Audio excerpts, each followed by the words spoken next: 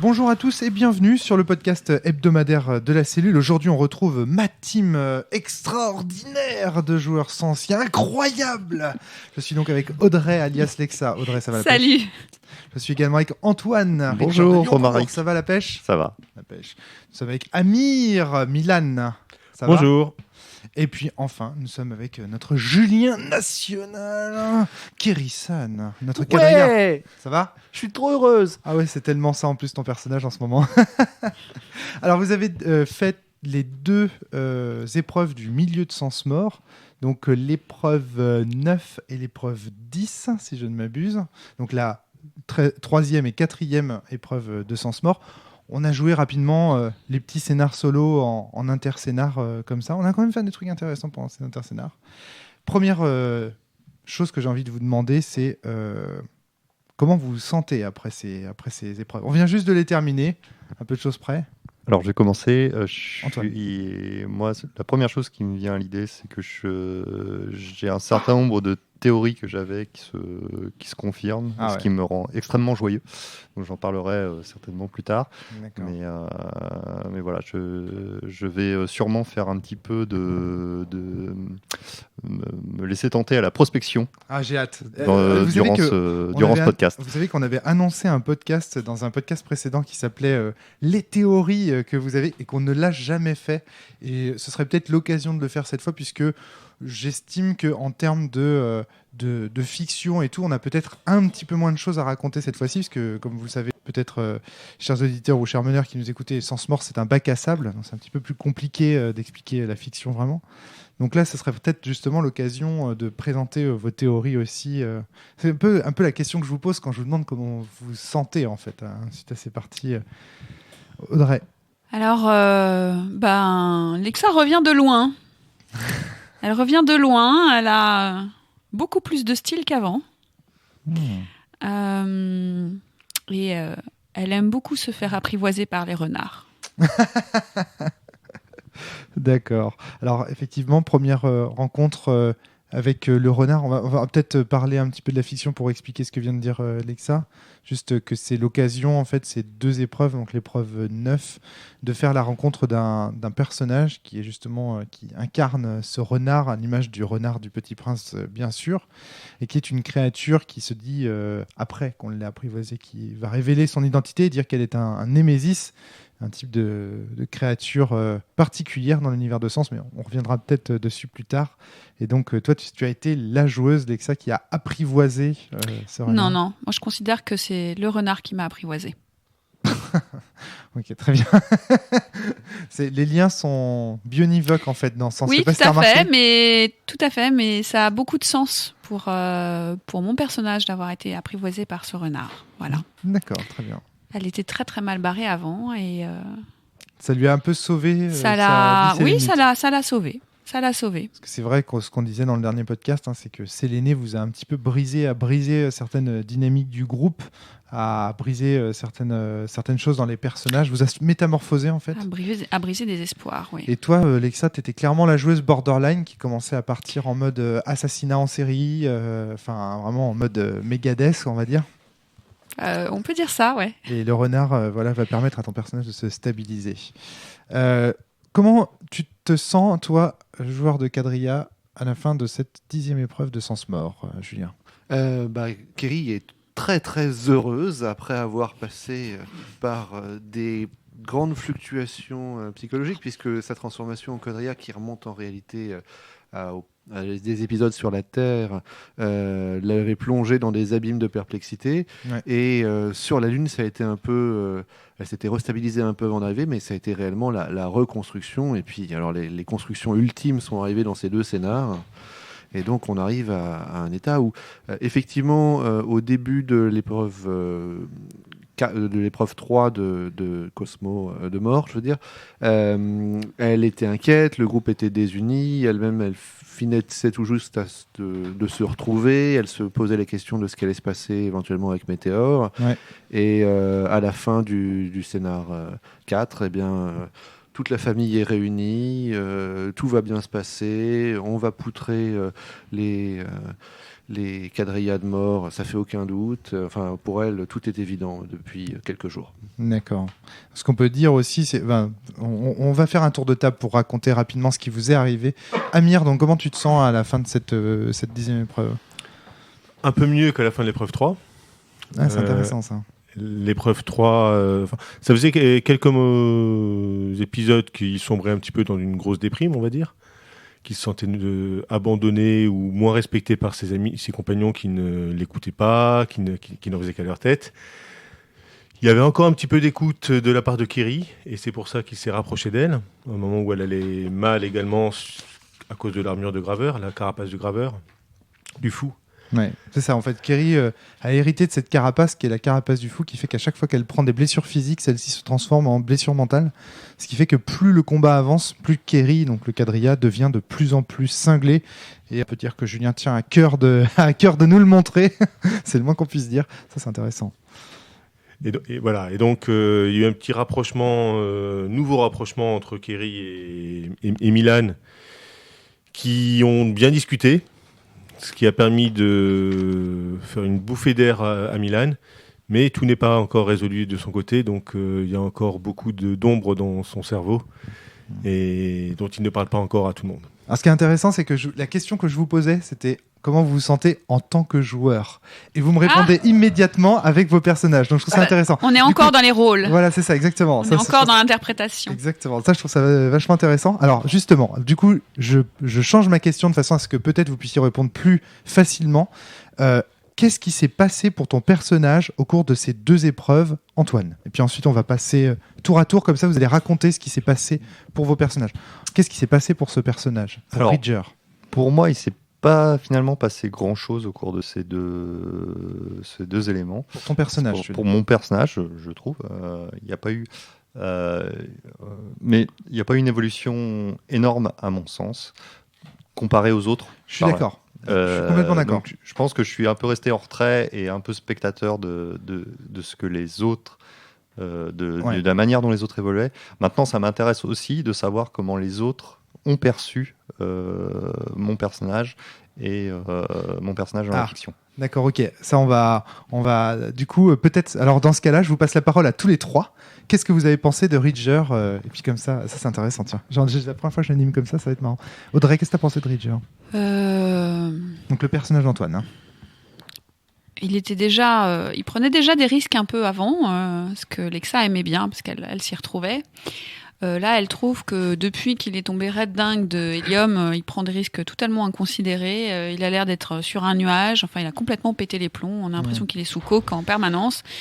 Et elle se sent un petit peu obligée de le faire tomber de temps en temps de son nuage à grands coups de latte dans son fauteuil roulant. Parce que maintenant, il est en fauteuil roulant. Ouais. Pour le refaire redescendre sur Terre et lui dire que nous, on est là aussi et que on a besoin de lui. Alors, pour parler un petit peu méta par rapport à ce fauteuil roulant, et pour peut-être donner des conseils à certains joueurs, j'utilise au cours de la partie deux chaises, en fait. J'en utilise une qui est basse, et je suis assis dedans quand mon personnage est en fauteuil, et j'en utilise une qui est plus haute, sur laquelle, quand mon fauteuil se transforme en jambe, parce que mon fauteuil est en philonite, donc tu peux le transformer à volonté. Et donc je peux le transformer à volonté. C'est un module d'armure, ce fauteuil, c'est ça qu'il faut dire. Voilà. Et donc ça me permet de montrer aux autres joueurs, sans briser la fiction, à quel moment je suis en fauteuil et à quel moment je suis soit debout, soit assis, enfin sur lequel j'ai des jambes apparentes. Et ça marche très bien. J'ai changé de siège, un grand moment de radio. Alors, tu es Amir, donc en fauteuil maintenant. Tu penses voilà, exactement. Mais non, mais attends, arrête, ça grinçait et tout, on entendait ça dans les micros. Amir, qu'est-ce que tu as pensé de Ridger au cours de ces 2 épreuves ? Alors, moi, personnellement, j'ai le côté inconsidéré, etc., pour moi, c'est pas nouveau, voilà.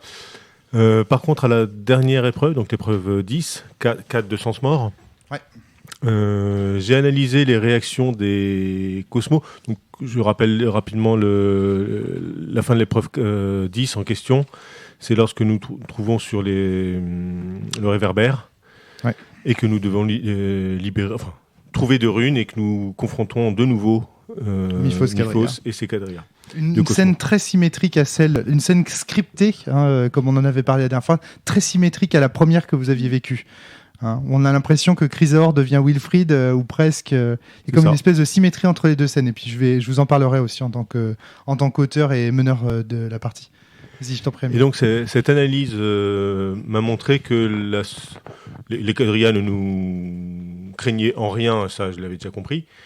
Mais surtout, il y avait une chose éventuellement qui craignait, c'était la faille qu'avait créée Ridger dans le personnage d'Helium. Et donc j'ai compris que peut-être la seule façon de les vaincre, c'était l'imprévisibilité. C'était l'amour. J'ai plutôt pensé en imprévisibilité. Un nuage. C'est intéressant. Et donc, effectivement, il est apparu comme peut-être la solution. Donc Ridger représente maintenant un élément essentiel de cette team pour toi, parce qu'il a compris quelque chose derrière laquelle ton personnage, Milan, donc, a l'air de courir, en fait, finalement. C'est ça, je ne trouvais pas de solution face au Cosmo. Ouais, intéressant, ça. Donc, d'ailleurs, j'ai augmenté, dans mon miroir, j'ai augmenté la créa, peut-être pour la première fois depuis très longtemps, en tout cas. Kerry, qu'as-tu pensé de Ridger ? Ridger, déjà, c'était le crush d'adolescence de Kerry, même si elle lui avait avoué dans des circonstances un peu dramatiques. Et globalement, depuis la fin de Rebirth, enfin de Renaissance, elle était inquiète parce qu'il était parti et globalement, il avait gardé aucun contact avec nous lors de la reconstruction de la Terre. D'accord. Et depuis qu'on était revenu sur la Lune, elle avait très peur de voir le groupe se dissoudre, puisqu'elle, c'est vraiment la grande sœur qui cherche toujours à maintenir la famille en groupe, et elle s'en sentait responsable puisque elle était la première à s'être sentie hors du groupe à cause de sa transformation en quadrille. Et globalement, elle le trouve toujours assez fascinant avec son inventivité, sa dimension vraiment pas froid aux yeux, un peu fou mais efficace, et elle a l'impression qu'il est revenu comme chef d'escouade, et qu'il est revenu en plus avec une attention particulière au groupe, notamment des choses qu'il a dites sur Lexa qui montrent qu'il est quand même qu'il est beaucoup plus attentif au groupe que ses considérations, enfin ses réactions, ses actions un peu inconsidérées semblent faire penser. Et en plus, elle le suit totalement sur l'idée que l'amour c'est la solution, et elle a aussi totalement pris cette direction-là. Sur le groupe et à titre personnel. Ouais, moi je dirais que Ridger c'est un des personnages. Alors déjà au niveau du canon esthétique ancien, tous vos personnages sont vraiment à 200% dans le canon. C'est-à-dire il n'y a pas d'écart ou quoi que ce soit. Et Ridger, tu représentes un archétype qui est finalement, je trouve en tout cas à mes tapes, qui a été finalement assez rarement joué. Cet archétype justement du bug créa à fond. Et ça a été... parce que généralement, la créa, en fait, les gens s'en servent pour des choses très techniques. Réparer des trucs, fabriquer des bagnoles. Généralement, la créa qu'on joue, qu'on interprète, c'est souvent une créa très ingénieur, pas souvent artiste. Alors que là, on se retrouve avec un personnage, comme je le disais dans le précédent podcast, très saint-seiesque, où il va faire des combats de sculpture versus un sculpteur. Enfin, ça me plaît vraiment beaucoup. Kerry est aussi un bug créa. C'est-à-dire que c'est sa deuxième ou sa troisième caractéristique en réalité. Oui, mais tu le joues moins. Parce que toi, ce qui intéresse le joueur, c'est d'abord les problématiques existentielles du quadrilla. Tout à fait. On va en parler. Mais je suis en train d'en sortir.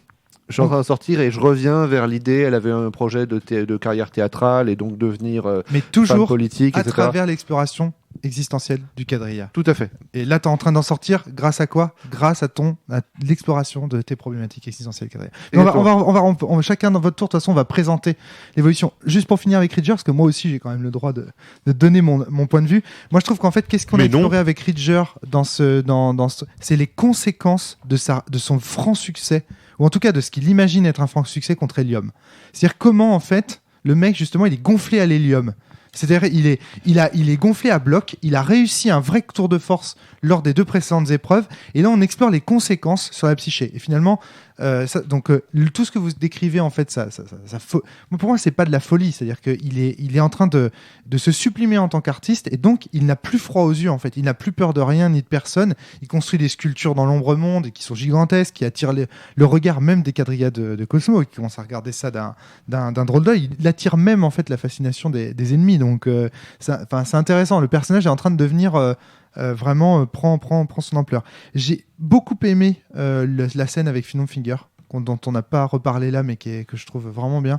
Quand il se bat contre, à un moment donné, donc tu vas voir Fin Finger et tu lui exprimes toute ta haine et toute ta colère. Et on voit bien que à ce moment-là, votre relation est intéressante, c'est-à-dire qu'il est quelque chose qui est totalement opposé à toi. Mais en même temps, il y a une vraie relation qui se noue à ce moment-là, je pense. Est-ce que tu as mis des points de lien avec Fin Finger? Ouais, j'ai mis des points de lien avec Fin Finger, et cette scène était déclenchée par le fait que... ça a été une scène majeure de Ridger, je trouve, dans cette... Je trouvais que les autres personnages de l'équipe pour qui Ridger a toujours eu une confiance absolue. Et ces autres personnages lui ont montré des failles, ou même n'ont pas voulu, lui ont caché des failles et il ne les a pas vues. Et il s'en est beaucoup voulu, en fait, de ne pas avoir vu les failles des autres parce qu'il les trouvait absolument indestructibles.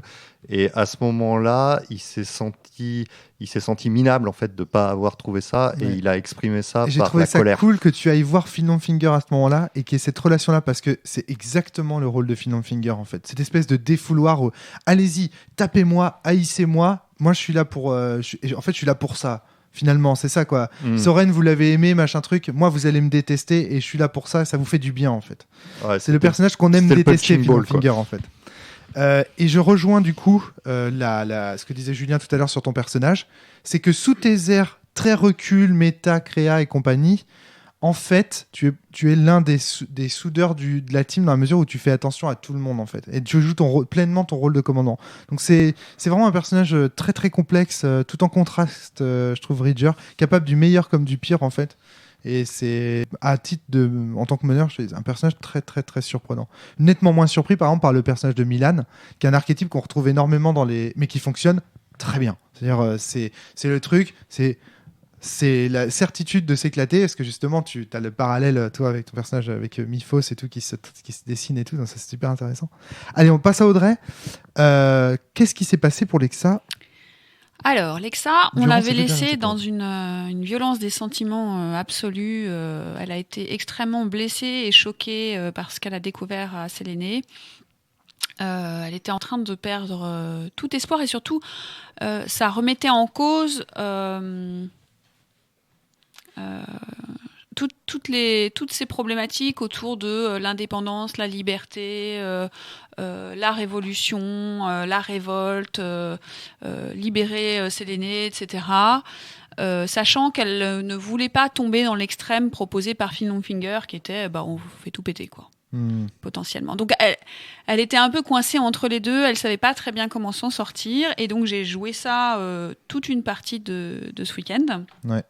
Et je suis allée jusqu'au bout du truc, où elle a complètement pété les plombs. Son armure s'est métamorphosée, a pris les devants, et elle s'est retrouvée avec une armure dégoulinante d'ombre, de chaos et de mort, liquide, une armure liquide, en fait. Là, juste un point, c'est toi qui as choisi de faire en sorte que ton armure reflète tes sentiments. Ouais. Voilà, en fait, j'ai même pas choisi que oui, j'ai choisi en tant que joueuse, bien sûr, mais c'est pas que l'armure reflète ses sentiments, c'est que l'armure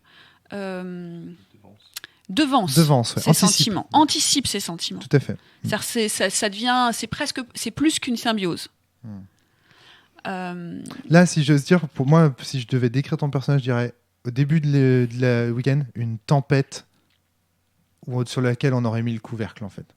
Ouais, c'est ça. La marmite qui est prête à exploser. Il y avait l'effet cocotte minute, et ça a explosé, où elle a complètement pété les plombs dans l'usine de chair humaine des Gargantua, là, et où elle s'est mise alors pas à assassiner, à exécuter. Parce que c'est très très différent pour elle. Elle a exécuté toute une partie des humains qui étaient là. Et chose majeure, c'est que tu les as exécutés en le cachant au reste de l'équipe. Ouais, je les ai exécutés en le cachant à l'aide de mon néant. Voilà. De manière hyper important, ça. Ouais, je l'ai caché parce que Je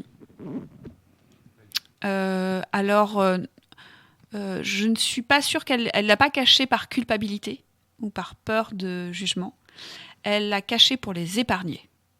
D'accord. Pour leur épargner la sensibilité. Parce que pour elle, c'était ce qu'il fallait faire et elle savait qu'ils n'auraient pas les couilles de le faire. Sauf que Ridger, visionnant Ridger l'a vu, les caméras de sécurité... mais il ne lui en a toujours pas parlé.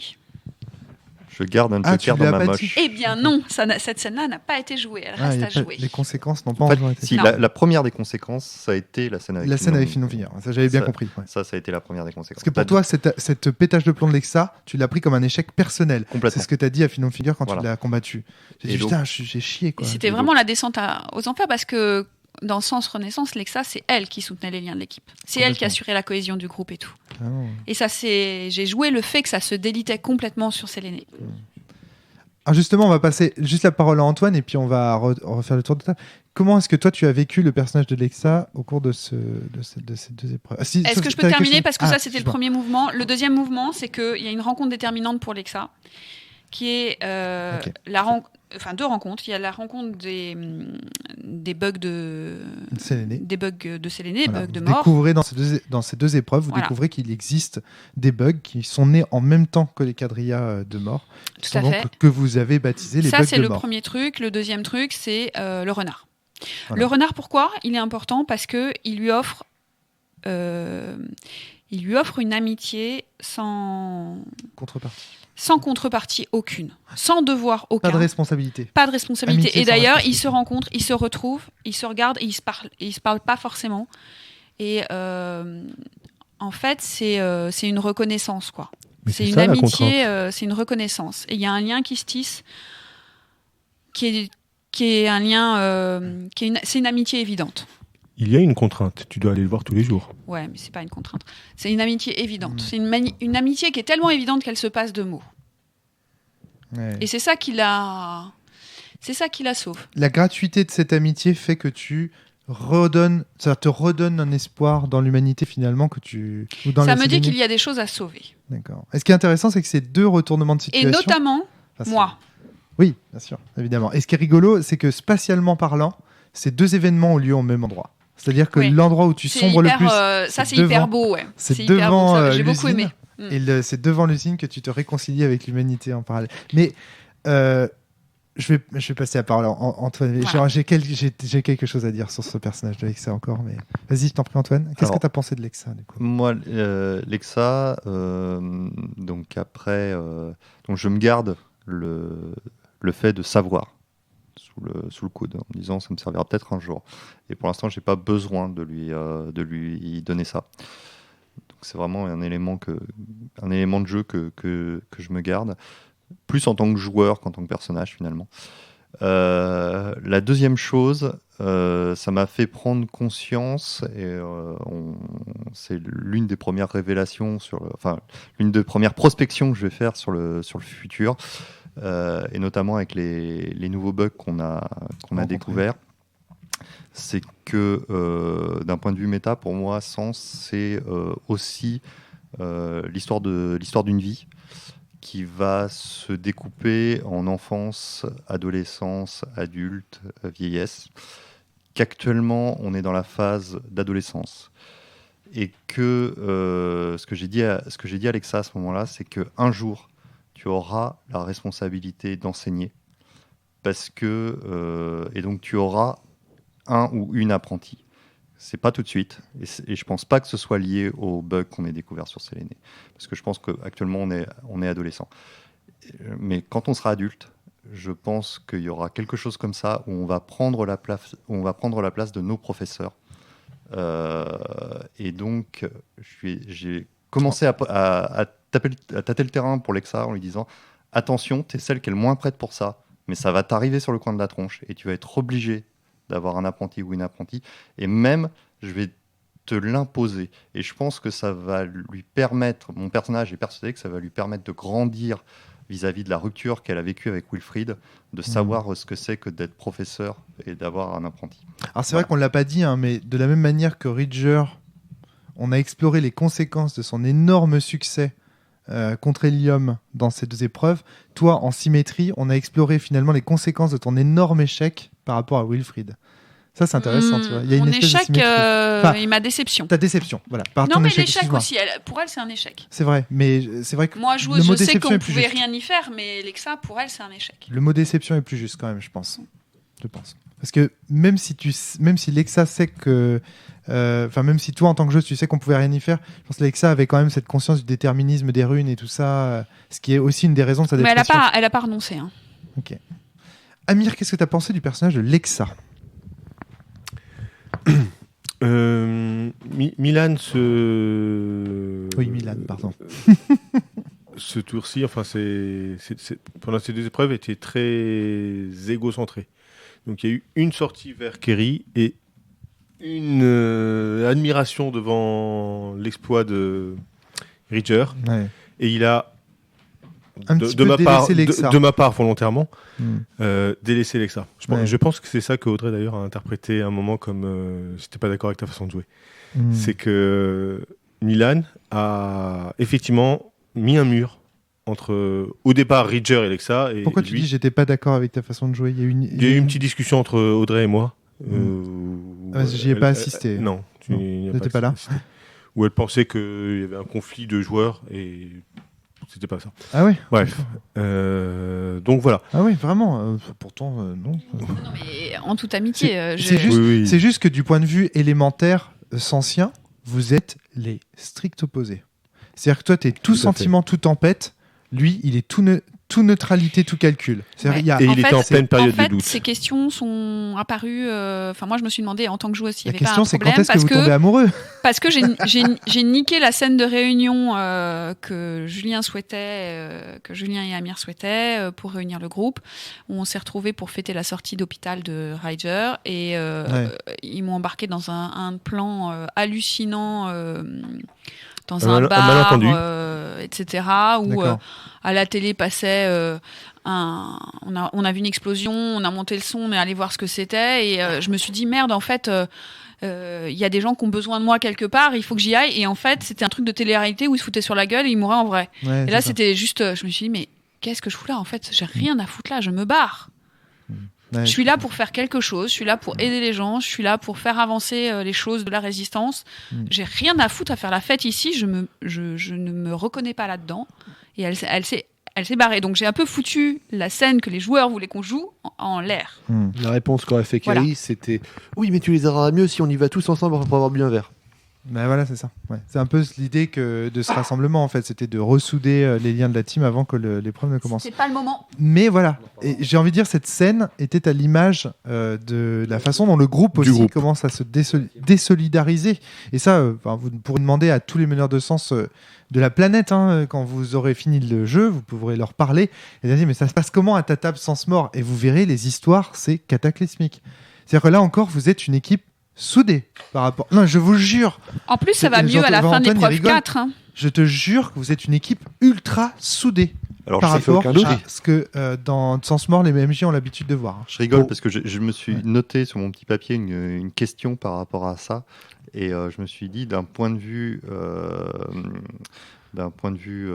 maîtrise, ça doit être très compliqué pour les meneurs. Je me suis mis à la place des meneurs. J'en parlerai après. Je me suis dit que ça devait être très compliqué. Extrêmement difficile. Et qu'il y avait peut-être des conseils à donner à ce niveau-là. Extrêmement difficile. Vraiment. C'est là que tu réalises que, dans Sans Mort, je trouve que c'est là que tu réalises que Sans est un jeu extrêmement exigeant pour les meneurs. Mais on aura l'occasion d'en reparler peut-être après. Je voudrais juste avoir l'avis de Kerry sur Lexa. L'avis de Kerry sur Lexa, c'est l'histoire d'une longue série de malentendus. C'était sa meilleure amie, c'est celle qui a essayé de venir l'aider quand elle est devenue Quadrilla et Kerry s'est pas laissé approcher. Et maintenant que les problématiques existentielles de Kerry en tant que Quadrilla sont passées et qu'elle essaye de réunir le groupe, c'est Lexa qui part et qui veut pas d'aide. Et donc pour Kerry, elle se sent rendez-vous raté, quoi. Elle se sent coupable et elle est un peu déçue par ce rendez-vous raté, mais c'est pas grave parce que maintenant tout va aller bien. Kerry le sait et il faut juste le temps que les autres s'en rendent compte. Allez, on peut enchaîner sur Kerry justement puisque c'est là le micro, Julien le lâche pas. Alors j'avais un truc à dire sur Lexa quand même. Je trouve, juste avant de passer la parole Julien, je trouve que même si tu t'en défends Audrey, ton personnage, c'est de loin le plus proche de Fin Finger. Et à plein de niveaux. C'est-à-dire, là, tu te rends pas compte, mais même, c'est toi qui as apprivoisé le renard, tu vois. Enfin... Il y a une très belle scène à la fin, d'ailleurs, où je vais chercher Fin Longfinger et je l'emmène au renard pour qu'il se retrouve. Et quand... Oui, tout à fait. C'est vrai que... Et ça, c'est une scène que j'avais jamais jouée jusqu'à maintenant. C'était une super scène. Les joueurs emmènent rarement Fin Longfinger devant le renard. Je n'ai jamais vu ça. Je suis sur le cul. Ouais. Oui, ça ne se fait. Les gens ne font pas. Je sais pas pourquoi. J'avoue que là, j'ai pas de réponse, pas d'éléments. Pourquoi les gens n'y pensent pas ? Parce que comme il y a le petit Céline qui est déjà là, je pense qu'ils se disent. C'est peut-être pas nécessaire. Mais vous avez une complicité avec Fin Finger qui est particulièrement réussie à cette table. Mais par rapport pour Lexa et pour moi en tant que joueuse, ce que ça veut dire de faire ça, c'est réconcilier le rêve et la réalité. Ouais, complètement. Et c'est ultra important pour moi en tant que joueuse, mais aussi pour mon personnage. Pour refermer les blessures du passé aussi. Non, c'est pas ça. C'est on vit mieux quand on réconcilie le rêve et la réalité. Je trouve que la réalité ressemble à un rêve, c'est cool. Fin Longfinger a beaucoup de mal à faire ça. Ouais. Voilà. Et c'est marrant aussi d'aller voir qu'Antoine, quand il s'énerve contre toi, il va voir Fin Longfinger comme Punch and Ball. Ça, c'est marrant. Il pourrait s'énerver sur quelqu'un d'autre, mais non, il s'énerve sur lui. Moi, je trouve qu'il y a un parallèle sympa. Et puis, ne serait-ce que par tes runes, en fait, simplement. C'est ton miroir. Il a la gueule de celui de Fin Longfinger, en fait. Je sais pas s'il a autant que moi. Enfin, il a. Moi, je joue un personnage très chaotique, quand même. Sauf que t'as plus de. Non, lui aussi. Très chaotique et très néant. Je suis pas sûr qu'il ait autant que toi en mort. Si, ça, je pense que c'est pas trop le problème. Voilà, allez, Kerry. Donc, qu'est-ce qui s'est passé pour Kerry ? Plein de choses. Un petit retour, d'abord, il y a une grande synesthésie entre le joueur et le personnage et l'aventure. Puisque pour moi, en tant que joueur, j'étais intéressé par le fait qu'il y ait une... Pourquoi vous vous marrez là ? Expliquez-nous. Qu'est-ce qui se passe ? J'ai dit que t'es enceinte. On attend la révélation de Kerry. Oui, synesthésie, ah oui, d'accord. Il y a une grande synesthésie parce que en tant que joueur, j'avais envie de jouer, que le groupe se rassemble. D'accord. Pour renouer des liens. Kerry-san avait aussi ce besoin-là, puisque maintenant qu'elle avait dépassé ses problématiques, elle s'était dit, mais peu importe qui je suis, tant que je suis en lien avec les autres. D'accord. Et c'est un peu la réponse qu'elle a faite à son problématique existentielle. Et elle s'est dit, mais en fait, que je sois Kerry, que je sois Quadrilla ou pas, j'aurais à peu près rien fait différemment. Et la seule chose que ça a modifié, c'est que ça m'a éloigné de mes amis. Et donc, c'est comme ça que je reviendrai à ce que je suis. Et ce que je suis, c'est simplement un membre de cette équipe avec les valeurs que je porte et avec ce que j'ai envie d'y apporter. La mission nous amenait de plus en plus sur l'idée qu'il fallait recréer du lien entre les membres de la Lune. Et c'était aussi l'analyse que j'avais faite en tant que joueur de résolution d'un certain nombre de problématiques sociales. Ouais. Donc il y avait une grande synesthésie à ce niveau-là. On en avait même parlé la veille autour d'un verre. Tous les deux, j'entends Julien et Romaric. C'est-à-dire qu'on parlait de notre vision, on parlait de politique, parce que pour ne rien cacher, voilà, ce podcast a été enregistré pendant que la droite faisait ses primaires et compagnie, et puis du coup on a parlé de politique et etc. Et donc on est arrivé à ton histoire personnelle vis-à-vis de ton père et tout ça, puis on est arrivé à discuter de militantisme, de façon de changer le monde en fait.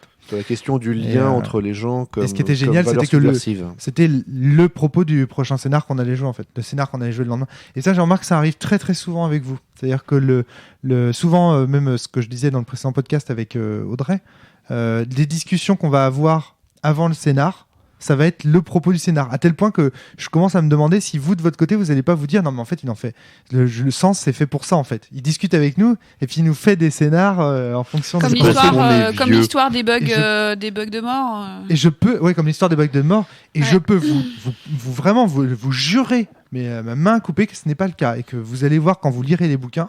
Quand vous en aurez le droit, vous verrez, ah non, c'était vraiment comme ça que ça devait se passer. Les coïncidences sont complètement ouf parfois. Il y a une autre synesthésie qui est sur l'enthousiasme de fin de partie, puisque moi je suis arrivé avec plein de trucs que j'avais préparés, dont je savais que je vais en faire caser 1%, et en fait j'en ai casé beaucoup plus que ça, de choses que j'avais envie de faire, de réflexions que j'avais eues sur le jeu, et qui sont beaucoup plus réalisés et qui ont vraiment permis de continuer de faire avancer le personnage. Ce qui est génial, c'est que tu sais, toute la batterie de questions que tu m'as posées au départ en tant que joueur, tu me dis, bon bah voilà Rome, j'ai noté quelques questions, quelques problématiques existentielles pour mon personnage, tu t'enregistres ça comme tu veux, c'est un peu comme un solo, si tu veux, voilà les questions que Kerry se serait posées pendant ou auxquelles il faut se préparer, parce que je vais essayer de jouer là-dessus. Parce que c'est là-dessus que je vais travailler. Et en fait, moi j'étais là en train de dire, ouais, tout ça, ça sera abordé dans les 2 prochaines épreuves, quasiment. Hein. Et si on avait fait des solos, parce que là on a fait, en gros, c'est pour expliquer aux auditeurs, on est en train de faire Sens Mort en 6 scénars. Ce qui est théoriquement impossible quand on lit la base. Parce que théoriquement, chaque épreuve doit être l'exorcisme d'un quadrilla de mort. Et là j'en profite pour dire quelque chose. Dans la base, il est écrit que les quadrillas de mort doivent être exorcisés dans l'ordre de lecture du Petit Prince. Donc ça va du roi au géographe. Je n'ai pas respecté cet ordre. Et j'invite les auditeurs qui nous écoutent et les meneurs de sens à ne pas le faire, sauf pour les quadrillas de mort que vous savez, meneurs de jeu, c'est-à-dire que évidemment les quadrillas de mort qui sont prévus en exorcisme dans les épreuves de la base, ceux-là il faut les faire dans l'ordre. Autrement dit, il faut suivre l'ordre des épreuves et de l'exorcisme de ces quadrillas présents dans les épreuves, mais les quadrillas libres, le vaniteux, le businessman, je ne veux pas trop les citer pour éviter, mais les gens les connaissent, le marchand. Et ceux-là, vous pouvez les faire dans l'ordre de votre choix et c'est même conseillé. Pourquoi ?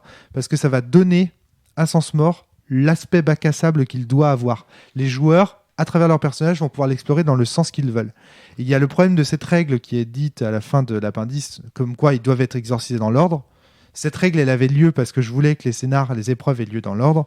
Mais par contre, pour toutes les quadrillas de Sens Mort qui sont laissés libres, je vous en prie, faites-vous plaisir, explorez-les dans l'ordre que vous voulez. Voilà. C'était un petit message adressé aux meneurs de jeu parce que moi, c'est comme ça que je maîtrise maintenant.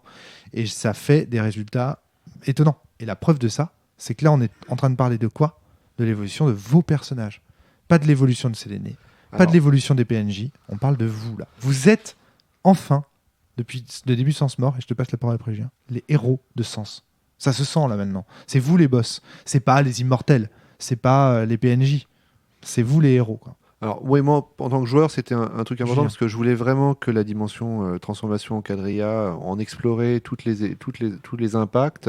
Et là, j'arrive un petit peu à la fin de cette exploration. Encore une fois, j'ai beaucoup utilisé ces aventures-là. Enfin, ces épisodes-là pour approfondir la dimension développement personnel du personnage, c'est-à-dire jusqu'à la dernière nouvelle. Et l'environnement le permettait vraiment. Et les événements qui étaient vécus dans le scénario relançaient ça. Complètement. Et donc, il y a beaucoup de choses que j'avais espérées qui ont pu se passer. Et qui se sont passées. Hein. Donc toi, en tant que joueur et en tant que personnage, tu es super content parce que tu as vécu exactement ce que tu étais venu vivre comme expérience. Exactement. C'est-à-dire qu'on a pu travailler sur le lien et le lien a été une réponse à la dimension de reconstitution de la société, le développement, le fait de monter un club de jeux de rôle en demandant à Nédémon d'animer la partie pour faire du lien dans le buveur par exemple, et d'autres entités associatives. Le fait de développer une relation amoureuse et intime avec Météor jusqu'au truc qui a scotché de manière définitive Kerry-san dans l'optimisme, qui est qu'elle est tombée enceinte, qui était le truc dont elle pensait qu'elle l'avait perdu en même temps que sa condition humaine. Et tu vois, honnêtement, Julien, tu pensais que c'était impossible. Tu t'attendais pas du tout à ce que ce soit possible. Je ne savais pas. Franchement, la manière dont tu m'as posé les questions, ça avait l'air désespéré. Je pensais que ce serait la quête de toute une vie. C'est ça. Je pensais que ce serait la quête de toute une vie. Non, c'est hyper simple en fait. C'est le cas. Voilà. Et donc j'ai trouvé ça, et j'ai trouvé que je m'attendais pas si tôt. Mais que ça relançait le personnage et que ça permettait directement de le basculer à un moment d'une manière psychologiquement, de manière positive. Tu sais, chérie, il suffit d'une fois. Oui, mais pour les quadrillas, j'étais pas sûr. Et puis une fois avec les quadrillas, c'était pas compliqué. En fait, moi, je me suis dit, à partir du moment où il lui explique, parce qu'en fait, ce que tu as fait, c'est que tu as essayé d'expliquer à Météor. Alors, j'ai trouvé qu'il y avait une métaphore d'ailleurs qui était intéressante, c'est qu'en fait, au début de cette scène, tu apprends à Météor à danser. Donc tout ça, j'ai trouvé ça intéressant. Donc du coup, Météor danse avec toi, etc. Et après, en fait, tu l'invites à te faire l'amour. Et donc on a filé en fait cette métaphore de la danse. Mais du coup, moi, dans ma tête, j'ai compris. Tu lui expliques tout sur le fait de se laisser aller. Voilà. Oui. Donc moi, à partir de ce moment-là, j'avais déjà mis dans les tuyaux l'idée que de toute façon, si vous continuiez à faire ça, oui, c'est pas très élégant dans les tuyaux. Mais à partir du moment que vous continuiez à faire ça régulièrement en méditant dans l'ombre monde, c'était sûr que tu allais tomber enceinte à un moment donné, quoi. Et puis le fait de libérer les fragments, ça nous a permis de nous faire un petit nid, un endroit où on a pu créer une intimité. Dans l'ombre parce buveur. que la surface de Globe de Varia, c'était pas exactement glamour. Non. Donc on a pu développer tout ça et ça c'était hyper cool. Et le fait qu'elle soit enceinte relance vraiment l'intérêt. C'est la première fois que je joue un personnage enceinte en fait. Je joue pas si souvent des femmes que ça, mais c'est vrai que ça c'est un truc qui est intéressant. Ça va être hyper intéressant notamment pour ton engagement dans les combats physiques au cours du jeu. Là, déjà, il y a un hydrogène qui a voulu te frapper dans le ventre. Ça a créé toute une tension à la table parce que c'est beaucoup plus dangereux pour toi maintenant d'être sur le champ de bataille. Tout à fait, mais heureusement que tu as beaucoup envie. J'ai beaucoup envie, j'ai un fort lien avec l'enfant. J'ai vraiment cette envie d'aller jusqu'au bout de cette thématique. Et puis, c'était la thématique qu'on avait avec Météor qui était à quoi ça sert d'être gardien de la vie si on ne peut pas transmettre la vie. Oui, tout à fait. Et donc, ça semblait hyper cohérent avec la notion de quadrilla de vie. Et je trouve que ça. Donc, Kerry attend un enfant de Météor. Exactement. Ça, voilà. Le truc de ouf. Qu'est-ce que vous avez pensé de ce personnage autour de cette table Amir, on commence par toi parce que je te vois, t'es en train de prendre plein de notes et tout. J'ai vraiment envie de t'emmerder comme ça en te pensant la parole alors que t'as pas du tout envie de l'avoir. C'est parti, Amir. Nous en effet. Non, j'étais juste en train de faire un petit rappel pour moi pour créer un lien pour l'enfant de Kerry. Oui, c'est vrai que ça peut être intéressant. Tout à fait. Qu'est-ce que j'ai pensé de Kerry ? Moi, comme je l'ai déjà dit, cette partie était très monocentrée, auto-centrée, donc j'ai peu d'avis en fait sur les autres. Kerry m'a aidé un petit peu à sortir de ça quand même. Ça a été la seule avec qui j'avais gardé un... Ouais, c'est celle qui allait te chercher dans tes pensées, en fait. Voilà. Et donc, celle que je suis allé voir quand, à un moment, j'en avais trop sur le cœur. Et donc, quand elle n'était pas bien, elle était en train de se remettre de ses blessures précédentes. Je suis allé la voir tous les jours en Ombre Monde pour discuter, voilà. Sinon, oui, tu veux dire quelque chose ? Tu veux dire quelque chose, Julien ? Oui, juste un truc. Effectivement, il y a eu ce combat où pour la première fois, j'ai été réellement attaqué sur ma carapace du fou, parce qu'avant, globalement, j'étais jamais attaqué. Ouais. Et là, je me suis retrouvé à être effectivement à une blessure mentale grave de la blessure mortelle. Et j'ai décidé de jouer une folie, mais que j'ai joué parce que ça correspondait bien à ce moment-là, exalté. C'est-à-dire en mode on craint rien, on peut y aller, plus rien va nous résister. Ouais, j'aurais dit bipolaire, moi. Parce qu'en fait, t'étais vachement exalté, mais après, t'as eu le gros coup voilà. qui m'a fait penser. Sur ce moment-là, c'était très intéressant, j'ai trouvé, de pouvoir jouer une espèce d'exaltation et de confiance en soi sans borne, sans limite. Et ça correspondait bien au retour de Kerry-san dans une certaine confiance. Voilà. D'accord. Bienvenue dans le monde de Rager. Absolument. Amir, quelque chose à ajouter sur Kerry ? Non, pas tellement. Donc après ça, on a repris un peu nos liens habituels, nos discussions habituelles. Ouais. Mais si, mais justement, c'est important ça en fait. Oui. En soi, c'est déjà énorme en fait. En cela, c'est énorme par rapport à ce qu'il y avait avant. Ouais. Il y a eu un trou un épisode avec un gros trou. Et puis après, ça a repris un petit peu comme avant. Et maintenant qu'elle a un enfant, c'est génial. Alors moi, c'est là. Moi, je pensais qu'il y avait de l'amour en fait pour Kerry. À un moment donné, je te l'ai même demandé. Tout le monde a pensé ça. T'as quand même un lien à 8, je crois, avec elle. Un lien à 8, oui. Ouais. C'est une amie très proche. Ouais, ok. Mais bon, ok. C'est effectivement le lien le plus fort que moi, j'ai. Moi, je m'attendais tellement à ce qu'il y ait de la jalousie avec Météor et qu'à un moment donné, il y ait des conflits.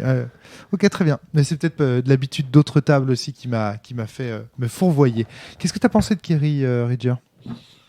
Alors, moi je pensais justement que de par son enthousiasme renouvelé et l'amour qui semblait naître avec Météor, qu'elle était, que c'était un personnage qui était garé et donc Ridger n'aurait plus besoin de materner ou de s'en occuper ou de veiller sur elle.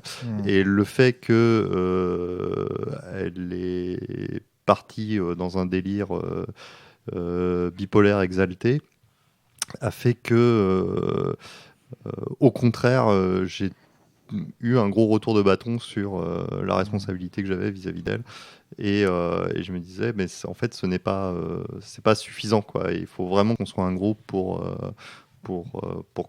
qu'elle tienne la route parce que sinon ça va vraiment péter un plomb quoi. Ouais. Lexa, sur Kerry. Alors, Kerry, c'est la meilleure amie de Lexa depuis toujours. En fait, Lexa est hyper soulagée que Kerry soit enceinte et qu'elle se sorte de ces problématiques de désespoir d'être quadrilla, de plus être humaine, etc. Et c'est la vie qui reprend ses droits. Et donc, elle est très contente pour son amie, mais surtout, très égoïstement, ça la soulage énormément. Parce que ça fait la naissance de cet enfant de vie. Ça lui permet d'assumer complètement sa part chaotique et sa part de néant et de mort. Ça fait un contrepoids. Ah non, oui, d'accord, pour moi. Pour toi, oui, d'accord. C'est pour ça que je dis très égoïstement. C'est très égoïstement. Ça, c'est-à-dire que toi, tu n'es pas Kerry, quoi. Je ne suis pas Kerry. Il y a une Kerry, et c'est parfait qu'il y ait une Kerry, et il faut la protéger. Mais moi, j'ai pas à être Kerry. Ça te donne la liberté de ne pas être celle-ci. Moi, j'ai pas à être Kerry. Ouais, c'est intéressant, ça. Moi, je peux me vouer complètement à mes côtés plus sombres et les assumer. Putain. Et ça te fait pas penser à Film Finger? Jamais. Je suis désolé, mais excuse-moi, mais ça te fait pas penser à un personnage, un immortel de sens attends, son nom, ça commence par Finn, ça finit par Gur. Non, mais je sais pas, c'est évident. C'est-à-dire que là, ce que t'es en train de dire, c'est bon, bah c'est bon, moi je m'en fous, j'ai la vie à côté de moi, je peux la protéger, et pour ça, je suis prêt à tout. Ah non. En fait, je suis pas prête à tout, mais disons que l'équipe va le faire. Voilà, d'accord. C'est-à-dire que dans la grande balance de sens, ça y est, il y a ce qu'il faut de l'autre côté. Il y a ce qu'il faut de l'autre côté, intéressant. Il y a ce qu'il faut de l'autre côté. Et j'aime bien j'aime bien cette esthétique. Alors moi j'aime beaucoup ça. J'aime beaucoup ce que tu dis là, en tout cas, Alexa. Enfin, j'aime beaucoup cette. Alors oui, bien sûr que mon personnage est proche de Finn Langfinger, mais il y a un... Non, mais je te troll un peu aussi. Il y a un côté. Oh bah je te sais, cherche un petit peu. T'adores. J'aimerais tellement que tu aies une histoire d'amour avec Finn Langfinger. Tu ressembles tellement à Maria. Oh, enfoiré. T'as de la chance d'être en fauteuil roulant toi aussi. Mais il y a autre chose aussi. Je t'en prie, si tu veux finir, Audrey, finir. Non, bah vas-y. Mais Julien demande la parole depuis pas mal de temps. Oui, je pensais qu'Audrey avait fini, donc. Vas-y, Audrey, de toute façon, tu pourras la prendre. Il y a de la place pour tout le monde dans ce D'accord. Alors c'était juste que sur l'arrivée de cet enfant, ça confirme une espèce de théorie qu'a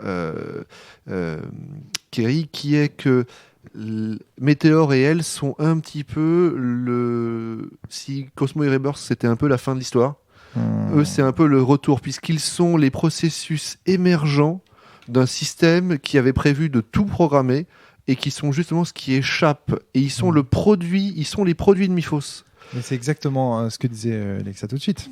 C'est-à-dire qu'en fait vous êtes la chose à défendre. C'est exactement ça. Ouais. Et donc on est à la fois, on a toute l'autorité de Cosmo et Rebirth puisqu'on a été produit par eux, et à la fois on est ce qu'ils ne sont pas capables de calculer. Donc on est de fait pour moi la solution au problème du monde, et le fait qu'on soit capable d'engendrer la vie Attends. crée un futur à cette solution. Il y a un problème dans votre position. Et mon personnage est vaniteux. Je vous rappelle que l'objectif de la résistance, c'est de détruire les ordinateurs. Moi, j'ai déjà dit au précédent podcast qu'il était hors de question qu'on détruise les ordinateurs. Donc vous avez tranché cette question? Non, moi je l'ai tranché. Ouais, toi tu l'as tranché. Toi moi je suis pas du tout sûr. La théorie sur laquelle on doit mourir si on détruit les ordinateurs me pose plein de questions qui font que je suis pas du tout persuadé que ce soit vrai. D'accord. Je crois de moins en moins aux théories de Myphos. En fait, je pense que Myphos se trompe parce que s'il s'était pas trompé, il lui aurait suffi de Cosmo en fait. S'il a besoin des autres runes, c'est que il a forcément lui pas compris quelque chose. D'accord. Et que donc ces théories sont probablement débordées. Moi j'ai beaucoup cru que... Il y a des choses qui lui échappent. Donc la destruction des ordinateurs n'entraînera pas la destruction de l'endroit où vous allez respirer, dormir, méditer et compagnie? Pas forcément. Et ça produira peut-être des modifications de notre état. Moi j'étais bug, je suis devenu quadrilla. Peut-être qu'on le fera dans l'autre sens. Prévoir maintenant des choses qui nous dépassent complètement et qui dépassent même les créateurs des ordinateurs me paraissent délirants. J'ai aucun souci pour avancer. Ce qui me compte, c'est qu'on est en lien dans l'équipe, qu'on sait où on va, qu'on sait ce qu'on a à faire, qu'on sait que la vie doit vaincre, et qu'on se posera les questions quand on sera à débrancher l'ordinateur. Alors vraiment excellent. Ok, très très très bien. Alors l'une des principales forces centripètes qui va faire que justement les joueurs vont se détacher dans Sens Mort, c'est justement cette question. Et le fait que vous la résolviez comme ça, en vous disant on s'en fout, on verra quand on y sera, ça fait que votre équipe est aussi cohérente. Vous verrez quand vous en parlerez avec d'autres meneurs, quand vous aurez fini cette campagne, vous verrez, ils vont vous dire ce qui les oppose fondamentalement, c'est la destinée des ordinateurs et la destinée des Sélénites. C'est ça, les deux trucs, c'est comment est-ce qu'on traite les Sélénites. Est-ce qu'il faut les détruire? Est-ce qu'il faut s'en venger? Est-ce qu'il faut les sauver? Est-ce qu'ils sont sauvables, etc. Et le deuxième point, c'est le traitement des ordinateurs. C'est-à-dire, qu'est-ce qu'on fera quand on y sera? Et là, le fait d'évacuer comme ça la question, de se dire non, mais si ça se trouve, éteindre les ordinateurs, ça va faire qu'il va se passer des trucs très positifs pour nous, qu'on va survivre et compagnie. C'est très optimiste, Julien. Je te cache pas, c'est... Milan propose de les reprogrammer. Voilà, attends, c'est hyper différent. Il y a aussi toute l'histoire des runes et de compléter le cadran. Moi, je trouve que c'est ça qui est le plus dangereux, en fait. Okay. C'est plus dangereux ça que les ordinateurs. Non, mais voilà, c'est intéressant de voir que... Milan n'a pas un avis définitif. Il faut pas compléter le cadran. Et en puis, tout cas, pour Lexa, c'est ça qu'elle pense. Et puis, avec toi, pour les complétions des ordinateurs ou pas, Julien? Bon, je n'ai pas d'avis sur la question. D'accord. Je suis sur le fait que le lien, c'est ce qui compte. Et que à un moment donné, il faudra en discuter quand même, parce que la résistance, il y a des objectifs. Et que j'existe par le lien que j'ai avec les autres, et que ce lien-là, il ne dépend pas des ordinateurs. J'existais avant d'être Quadrilla, et du coup, cette idée qu'on pourrait reprogrammer ou les conserver, et même la théorie de la résistance qu'il faut détruire ces ordinateurs parce que, à partir du moment où ils ne sont plus fonctionnels dans la mesure où ils arrivent qu'à générer des bugs et plus du tout à être un outil aujourd'hui, ils pourraient rester en l'état. Il me semble plus dangereux qu'Osmo Rebirth. Moi, je les ai vus fonctionner dans Doxysterone, j'ai trouvé ça très décevant en fait. Parce qu'ils calculaient que ce qui s'était passé il y a longtemps. Il était évident qu'ils cachaient, en limitant à 60 ans ce qu'on pouvait regarder, tout ce qui s'était passé depuis la naissance des bugs, et que depuis la naissance des bugs, ils ne servaient plus à grand chose, ces ordinateurs. C'était plus des objets de pouvoir. De toute façon, si personne ne consulte ces ordinateurs, on s'en fout qu'ils marchent. Et on s'en fout du déterminisme. Le problème, c'est pas le calcul du déterminisme. Le problème, c'est être au courant de ce déterminisme. Et des faits qui vont se produire.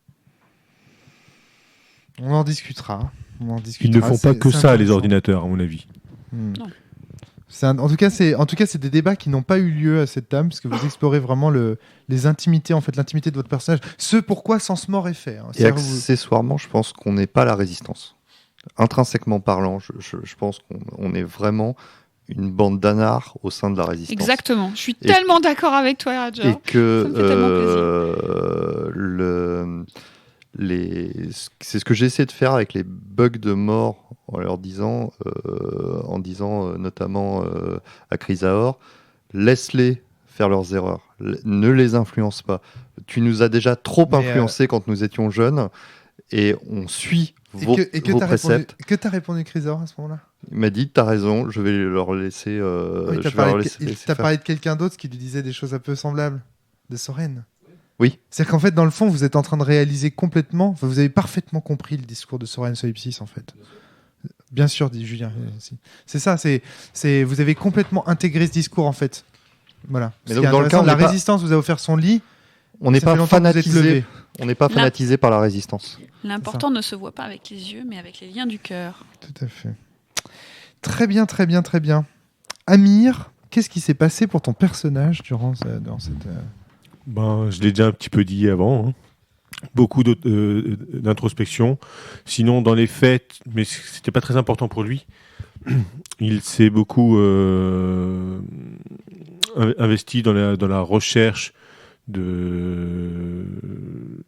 des outils qui pourraient être utiles pour l'après. Une fois qu'on aura libéré les fragments,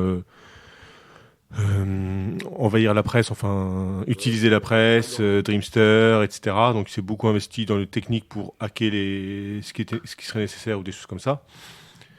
Moi je trouve que tu as été majeur dans la reconquête de Séléné. C'est-à-dire dans les idées que tu proposais, c'est souvent toi quand même qui réfléchissais à l'après en fait. Ok, on va leur casser la gueule au quatrième de mort, c'est bien, mais qu'est-ce qu'on fait après? Ouais, je me suis un petit peu investi là-dedans, mais pour lui, c'est pas ce qui l'a marqué profondément. D'accord. C'était des choses basiques, des choses un peu évidentes pour lui. Il faut penser à l'après. On va pas juste tout détruire et puis après laisser les espèces d'humains devenus presque animaux sur le réverbère continuer à crever, quoi. Oui, mais même en dehors de ça, même sur le vaniteux où tu as été moteur, tu vois. Oui, mais parce que j'ai compris très vite dès la première scène dans le bar là que en discutant avec une ou deux personnes que tant qu'on n'avait pas détruit les quadrillas de mort. Les quadrillas de mort. Ça ne servait à rien de discuter ou de faire de la propagande. Ça ne marcherait pas. Ouais. Mais qu'après, il y aurait encore tous les déterminismes de plusieurs siècles de culture qu'il faudrait vaincre. Une forme d'inertie, ce que je te disais, une forme d'inertie de l'histoire et du déterminisme. Les quadrillas de mort, c'était la clé finale, mais il y a encore toute la serrure à démanteler. Ouais, c'est ça. Et ça va être un travail de longue haleine. Après, la porte est ouverte, mais la pièce est loin d'être rangée. Voilà. Après, est-ce que ce sera le nôtre, le travail ? C'est pas forcément... Ou le travail des générations futures. Voilà. Alors, qu'est-ce que vous avez pensé du personnage ? Attends, excuse-moi Antoine, tu voulais intervenir, réagir ? Non, c'était pour répondre à ta question. Ok, alors très bien. Qu'est-ce que tu as pensé du personnage d'Amir ? Alors pour moi, pour le coup, Amir, ça a été le personnage central de ces deux scénarios. C'était vraiment autour de ses réflexions et de ses actions qu'on tournait toutes nos actions. Et à mon sens, ça a été un personnage qui a... À la fin, oui. Au début, j'aurais plutôt dit que ça, moi, comme moteur. Je trouve pas. Parce que je pense que je parlais pas d'un personnage moteur, je parle d'un personnage central par ses réflexions et ses actions. Ce qui n'est pas tout à fait pareil. C'est pas lui qui a insufflé l'énergie du mouvement. Par contre, le mouvement a tourné autour de lui. Ouais. Et pour moi, c'est un personnage qui a énormément pris en confiance en lui. Et qui, du fait que... Lui, t'as absolument pas à t'en occuper, par exemple. Dans ton truc de commandant et dans ton trip de commandant de s'occuper de tes troupes là. Alors moi je le considère comme le personnage le plus fort, le plus mature, le plus psychologiquement stable de toute l'équipe. C'est Miralis. Ce que Lexa passe mon temps à me dire que c'est une grosse connerie et que au contraire c'est quelqu'un qui doute beaucoup et dont je devrais beaucoup plus m'occuper et que je me repose beaucoup trop sur lui. Mais pour moi, que ce soit ses compétences qui ont aidé à libérer un certain nombre de consciences sur la Lune ou ses réflexions qui ont suivi ses actes, on a tourné sans arrêt autour de ça. Et c'est pour ça que pour moi, ça a été le personnage vraiment important de ces deux scénarios. D'accord. Souvent, tu as été un moyen, en fait. On ne t'en a pas rendu compte, mais à chaque fois qu'on avait quelque chose à faire, on nous disait bon, Milan, tu nous fais ça ? Tu fais ça ? Nous, en fait, en gros, il décidait et toi, tu étais l'ingénieur qui faisait un outil partout. Exactement, ouais. Mais c'est très intéressant comme un outil qu'on n'écoute pas en plus. Quand toi, tu dis et si on faisait ça ?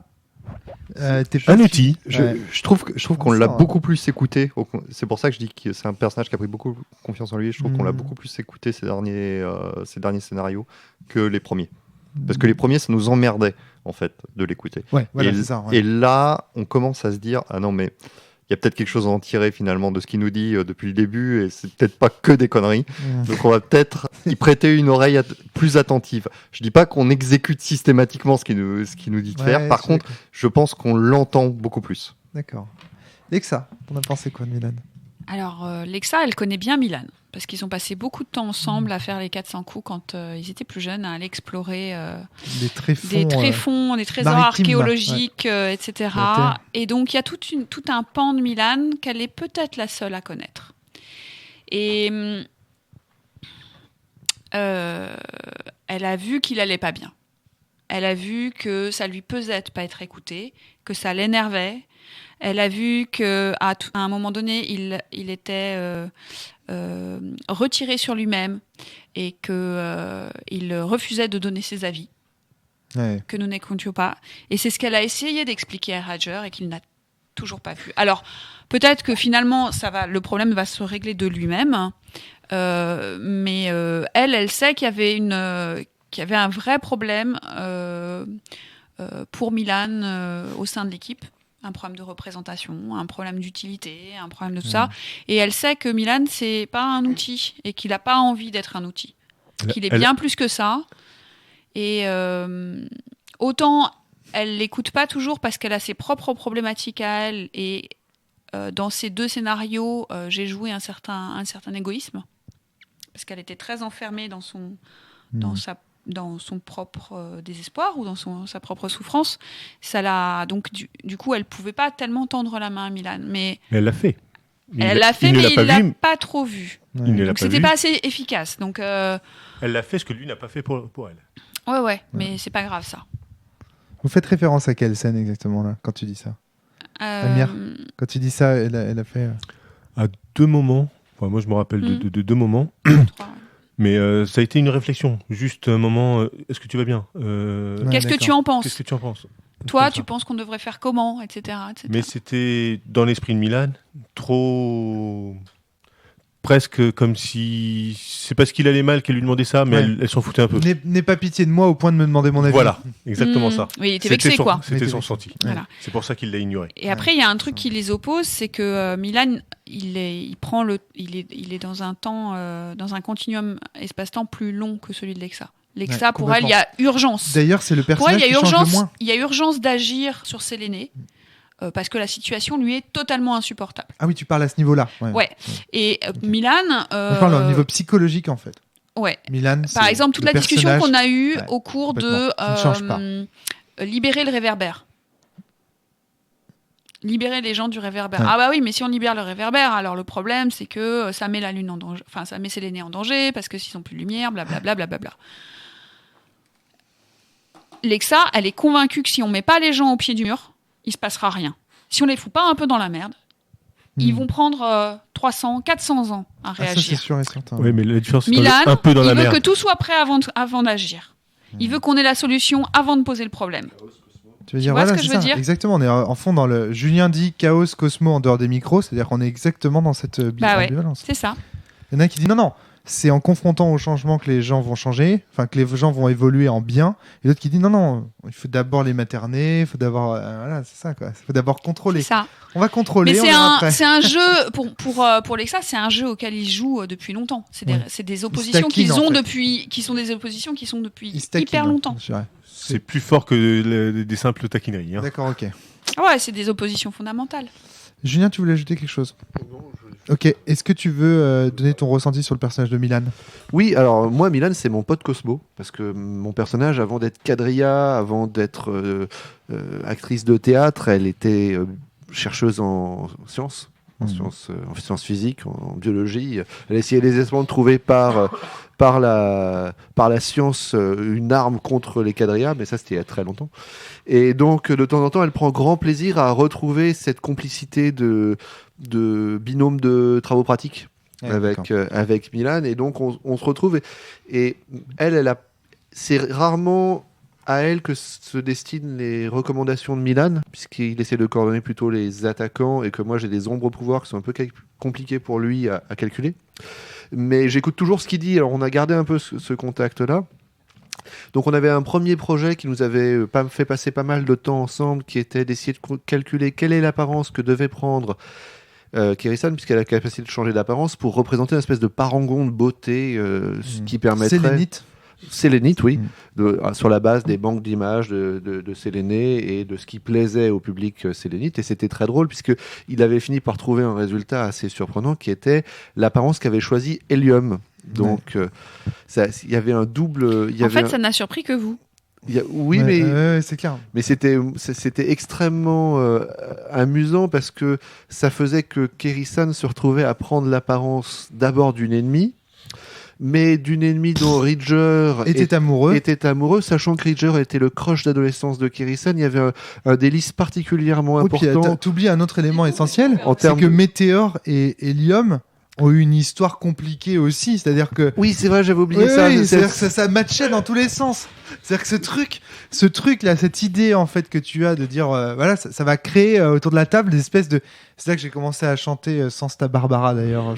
Avoue qu'Eric, c'était un plaisir tout à fait pervers de ta part. Vaniteux. Ah, parlons-en. Vaniteux, mais Keri a une dimension vaniteuse. Elle voudrait être célèbre.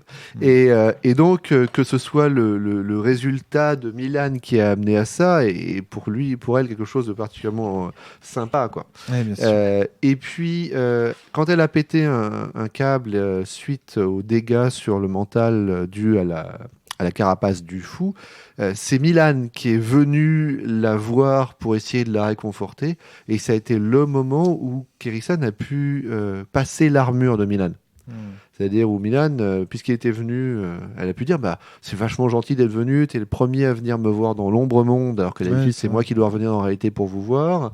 Et ça me fait plaisir que tu sois là et que tu découvres un peu le petit nid d'amour qu'on s'est fait avec Météor. Enfin, t'es un peu le premier à venir à la maison, quoi. Et ce qui a permis de lui dire. Et après, toi, comment ça va ? Tu m'as même offert du fauté. Oui, j'ai entendu ça vaguement. On a fait tandis que je me servais une vraie tisane. C'est ça. C'est-à-dire que vu qu'on n'est pas dans la même ontologie, on peut pas manger ou boire la même chose, mais on s'est souvenu que quand on était enfant, on avait probablement joué à la marchande et peut-être à se servir du faux thé. Et donc c'était bizarre. Servi du faux thé. C'était bizarre quand même comme scène. Pour l'avoir écouté de loin, parce que justement, j'étais pas. En fait, le problème, c'est qu'à ce moment-là, vous aviez une scène entre vous deux, et il y avait une scène entre Ridger et Lexa, donc j'ai essayé de laisser traîner mes oreilles sur les deux scènes. Ça a été assez nombreux. C'était beaucoup sur ce week-end. On avait beaucoup de choses à jouer. Ça fait partie des choses qui ont bien fonctionné, je trouve, ce week-end. C'est qu'on a enfin réussi à trouver une façon de faire les solos et de faire les interscénars qui fonctionnent. Ouais. Oui ou non ? Oui. J'ai trouvé par rapport à la dernière fois où on était un peu frustrés, on s'était un peu fait chier, il y avait des moments où on avait senti des longueurs. Là, j'ai trouvé que ça avait été hyper vite et que c'était toujours intéressant, non ? Ouais, complètement. Audrey. Complètement. Non, c'était très bien. Clairement, là, j'étais vraiment très content, moi. Clairement, parce que ces deux scènes en parallèle là, c'était des scènes où on voyait. Moi, je suivais d'une oreille ce qui se passait entre Audrey et Antoine, et on sentait qu'ils étaient en train de renouer des liens. Et pour Milan et Kerry, c'était évident qu'ils étaient en train de renouer des liens en tapant dans l'enfance. Et du coup... Ah si, à partir du moment où vous décidez... Bah si, c'est clair, il a raison, Julien. À partir du moment où les joueurs décident de jouer une scène entre vous, même, n'oubliez pas, les liens d'encens ne sont conflictuelle. Pas nécessairement... Oui, mais justement... Non, mais je dis pas que c'était pas des liens. Je précise que c'était une scène conflictuelle. En fait, c'était une scène conflictuelle pour Lexa. Parce que Antoine, Oui, parce que moi, je lui disais simplement qu'elle allait avoir des apprentis, que j'allais l'obliger à en avoir si jamais l'occasion se présentait. Les liens ne sont pas empruntés d'un sentiment. J'ai vu débarquer le professeur Xavier dans son fauteuil avec un ego surdimensionné qui essayait de m'expliquer qu'il était le Messie et qu'il avait tout prévu. Donc évidemment, ça pouvait pas se passer complètement bien. Il avait une intention pour toi. Qui était positive. Et s'il a une intention pour toi, ça veut dire que tu existes dans son cœur. Ah, mais j'en ai jamais douté. C'est pas c'était vraiment pas. C'est pas du tout ça le problème de Lexa. Ça va parfois mieux en le disant. Moi, j'aime la façon dont autour de cette table, on voit déjà presque. C'est un peu comme, vous savez, dans ces séries, dans ces shonen, un peu comme dans Naruto. Où dans Naruto, chaque personnage est un petit peu le petit garçon ou la petite fille ou l'enfance d'un des grands personnages du passé du village, tu vois. Naruto, c'est un petit peu l'ancienne Hokage. On voit que la jeune fille dont j'ai déjà oublié le nom, Sakura, elle ressemble beaucoup à Tsunade. Naruto, c'est un petit peu le Jiraiya. Et puis évidemment, on a le Sasuke qui est un petit peu... Et là, autour de cette table, c'est un peu ça. C'est-à-dire qu'on a Lexa, c'est une espèce de mini Finger. Ridger, qui est le mini Classis, en fait, qui se la pète à la ego, assez proche du Graveur aussi. On n'a pas parlé de ça pour ton personnage, mais tout ce parallèle. Non, c'est surtout Graveur. Autour de Graveur.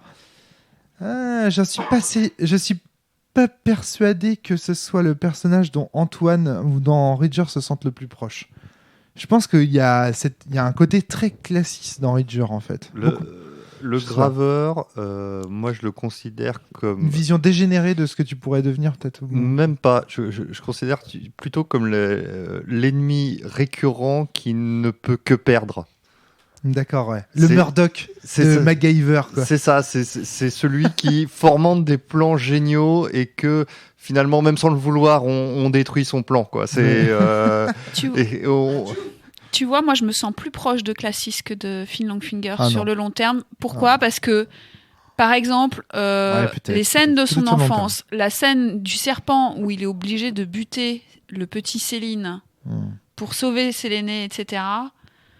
C'est plus le genre d'action que tu serais capable de faire. C'est des scènes qui me touchent particulièrement, ouais. Complètement. C'est vrai que toi, tu es en lutte métaphysique contre le déterminisme de sens. Ouais. Donc, en cela, c'est vrai que tu as... Non, mais j'exagère un peu quand je dis... Vous êtes... évidemment, chacun d'entre vous emprunte à plein de ses fictions et de ses imaginaires personnels. Ils nous ont évidemment. tous apporté des choses, donc voilà, ça se mélange un peu, ouais. Mais c'est rigolo de voir que tu vois, comme Milan, ce sera un mini-mythos.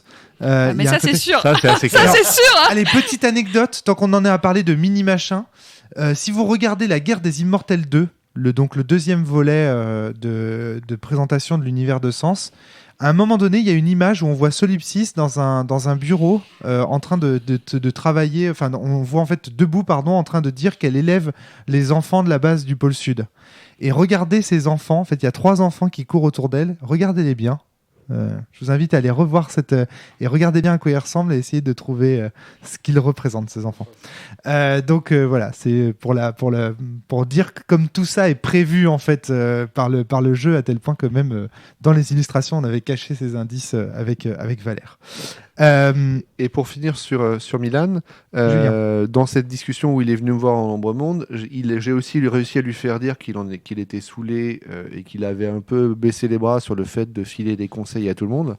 Et moi, j'ai pu revenir sur le fait que non, pour l'instant, rien ne nous résistait, mais que ça allait pas continuer et que la cohésion du groupe, parce que ça nous résistait pas, on pouvait travailler chacun de son côté et donc se désunir, mais que ça allait pas durer.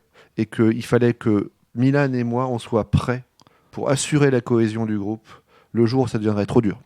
Et donc je lui ai dit, il faut absolument que tu continues, moi je vais t'écouter, on va continuer à préparer ce dont on aura besoin, parce que c'est notre rôle de support, ce dont tout le monde aura besoin le jour où le génie de Ranger et le courage de Lexa suffiront plus. D'accord, très bien. Et il m'a suivi et ça a été le combat d'après. On a pu se coordonner et faire des choses intéressantes par rapport à la rencontre des trucs de Cosmos, des quadrillas de Cosmos.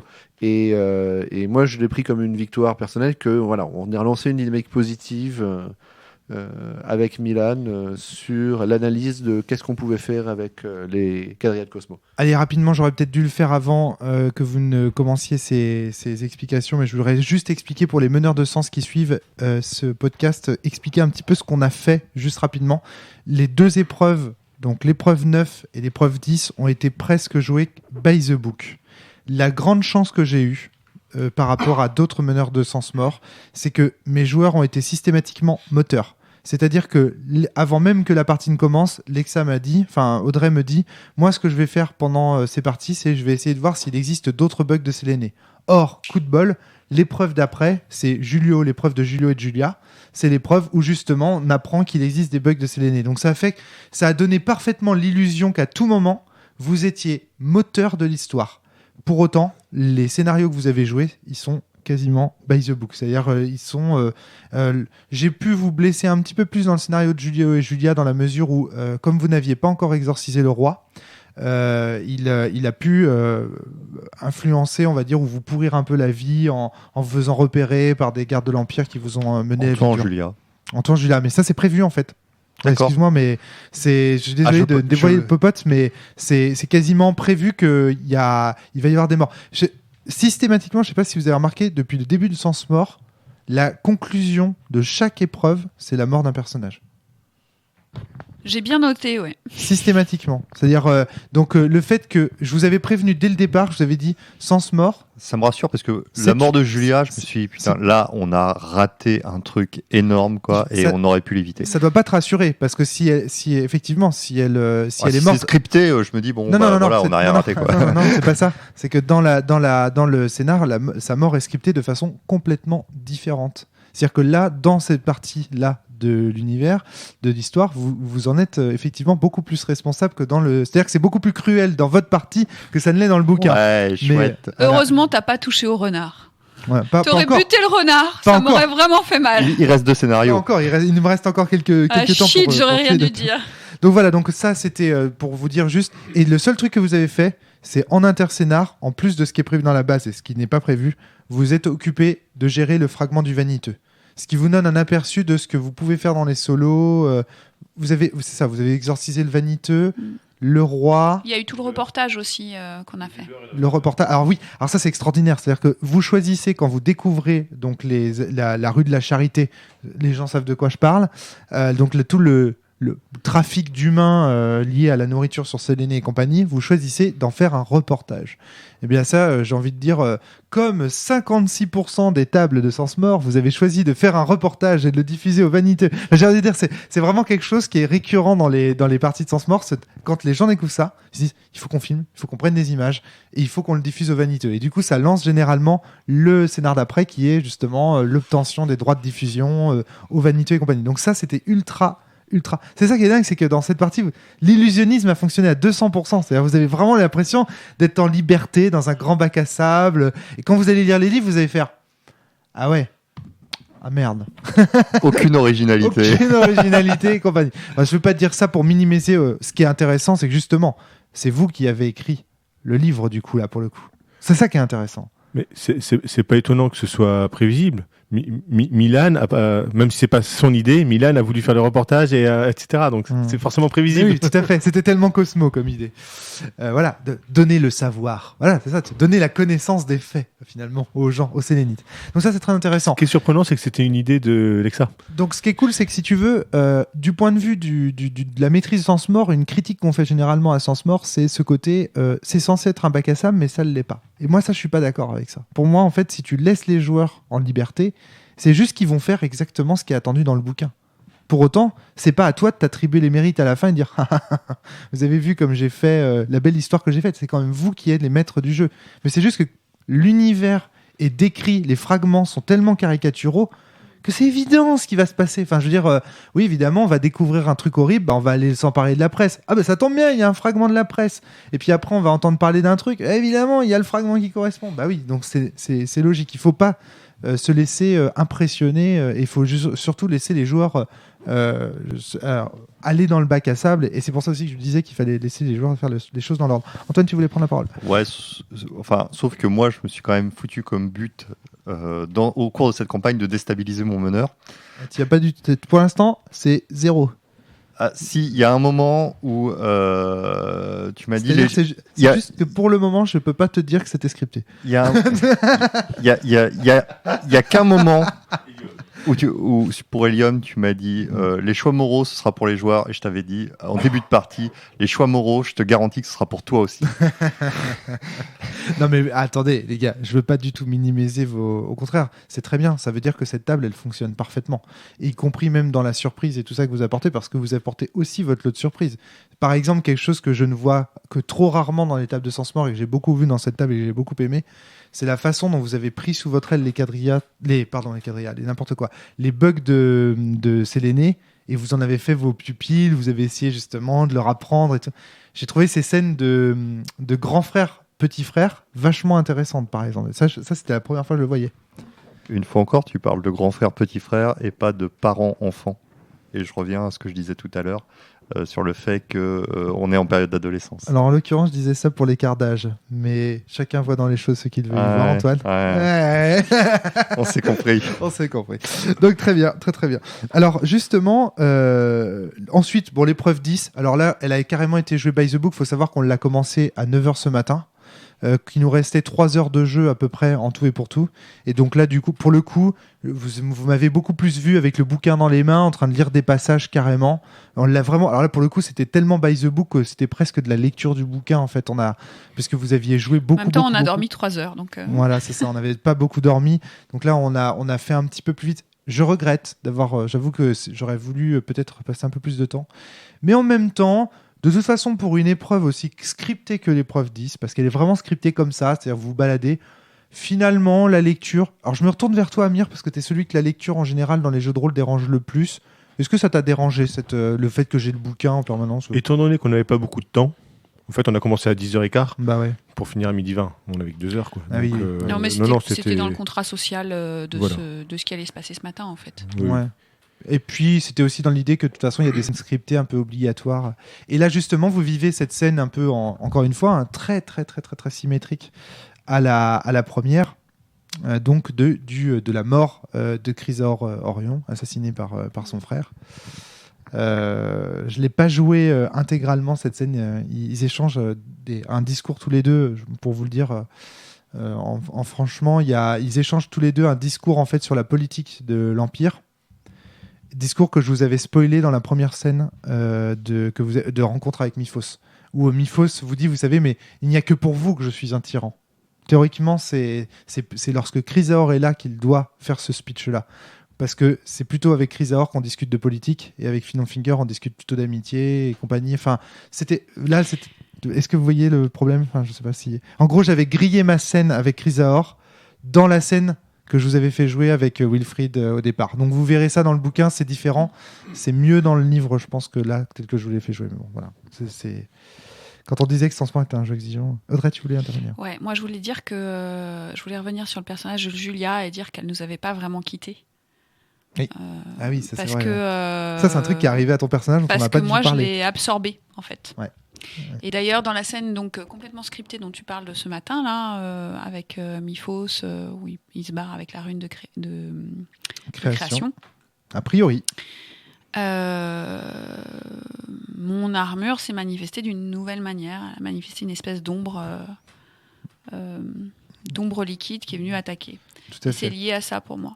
Et quand Julia donc est morte, elle s'est pour partie liquéfiée et tu as aspiré en fait avec ta philonite, sa philonite à elle. Je voulais voir si c'était possible en fait. Ouais. Et je t'ai laissé le faire. Alors là, je t'avoue que là, ça fait partie des grandes questions métaphysiques que se posent les MJ de Sens.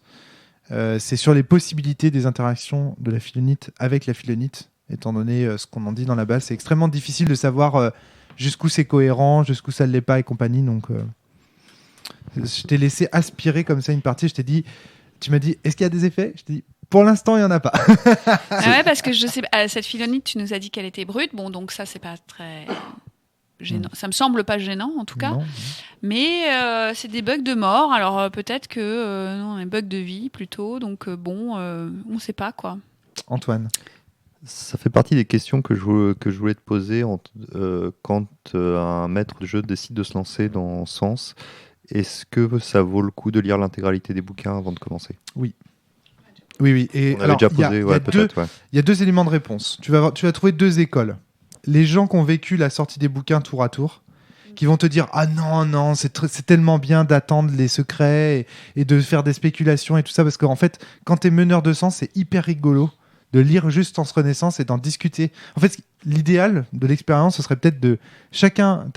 on joue à deux meneurs. Un petit peu l'expérience finalement qu'ont vécu Maxime et Morgane. C'est-à-dire qu'il y a deux meneurs de jeu, chacun lit son livre, et après on se retrouve et on discute du premier. Puis après on se dit, bon maintenant on s'autorise à lire le deuxième, tac, on lit le deuxième, etc. Et on en discute. Ce serait l'expérience optimale. Aujourd'hui, je pense que l'idéal c'est de tout lire, et ensuite de commencer la campagne. Mais vraiment, je le conseille vivement. Pour autant, je ne nie pas le fait que l'expérience qu'ont vécu les gens qui ont dû attendre la suite de l'exologie au jour le jour, il peut y avoir quelque chose d'excitant dans la mesure où les meneurs se retrouvent du coup dans la peau des joueurs. Parce qu'ils ont autant de mystères, il y a finalement autant de mystères à être meneur de jeu qu'à être joueur. Et du coup, c'est un petit peu ce que dit Shadow dans les podcasts sur Sens en général, c'est qu'il découvrait le jeu en même temps qu'il jouait avec ses joueurs. Et ça a un côté super sympa. Ou parfois, tu sais, ces joueurs faisaient une hypothèse à laquelle il n'avait pas pensé et qui était juste. Et du coup, ces joueurs lui disent « Mais en fait, c'est ça ». Et lui-même n'y avait pas pensé en lisant les bouquins. Il fait « Ah, bien vu, c'est ça ». Et il faisait semblant de savoir a priori que c'était ça, alors que lui-même le découvrait avec ses joueurs. Il disait « Ça, c'est des sensations qui sont un vrai délice, quoi. Quand tu fais semblant de savoir des choses que tu ne sais pas, et que en fait, c'est eux qui te l'apprennent, et tu comprends le jeu en jouant en fait. Donc tu vois, il y a toutes les expériences possibles en fait. Ça, c'est un petit peu comme les gens qui se posent la question dans quel ordre montrer Star Wars à ses enfants. Il y a des gens qui vont dire non, il faut le montrer dans l'ordre chronologique, il faut commencer par le 1, 2, 3, donc par la prélogie, puis ensuite montrer les vieux. Puis il y a les autres qui vont faire ah non, moi c'est pas comme ça que je les ai vécus, je pense qu'il faut commencer par le 4, 5, 6 et après montrer le 1, 2, 3. Dans les deux cas, tu as une expérience. C'est pas la même, mais elle est intéressante dans les deux cas, je pense. Tu vois. Donc voilà un peu ce que je dirais. Mais aujourd'hui, si j'avais un conseil à dire, ce serait surtout que lisez tous les livres. Je vous repose ma première question.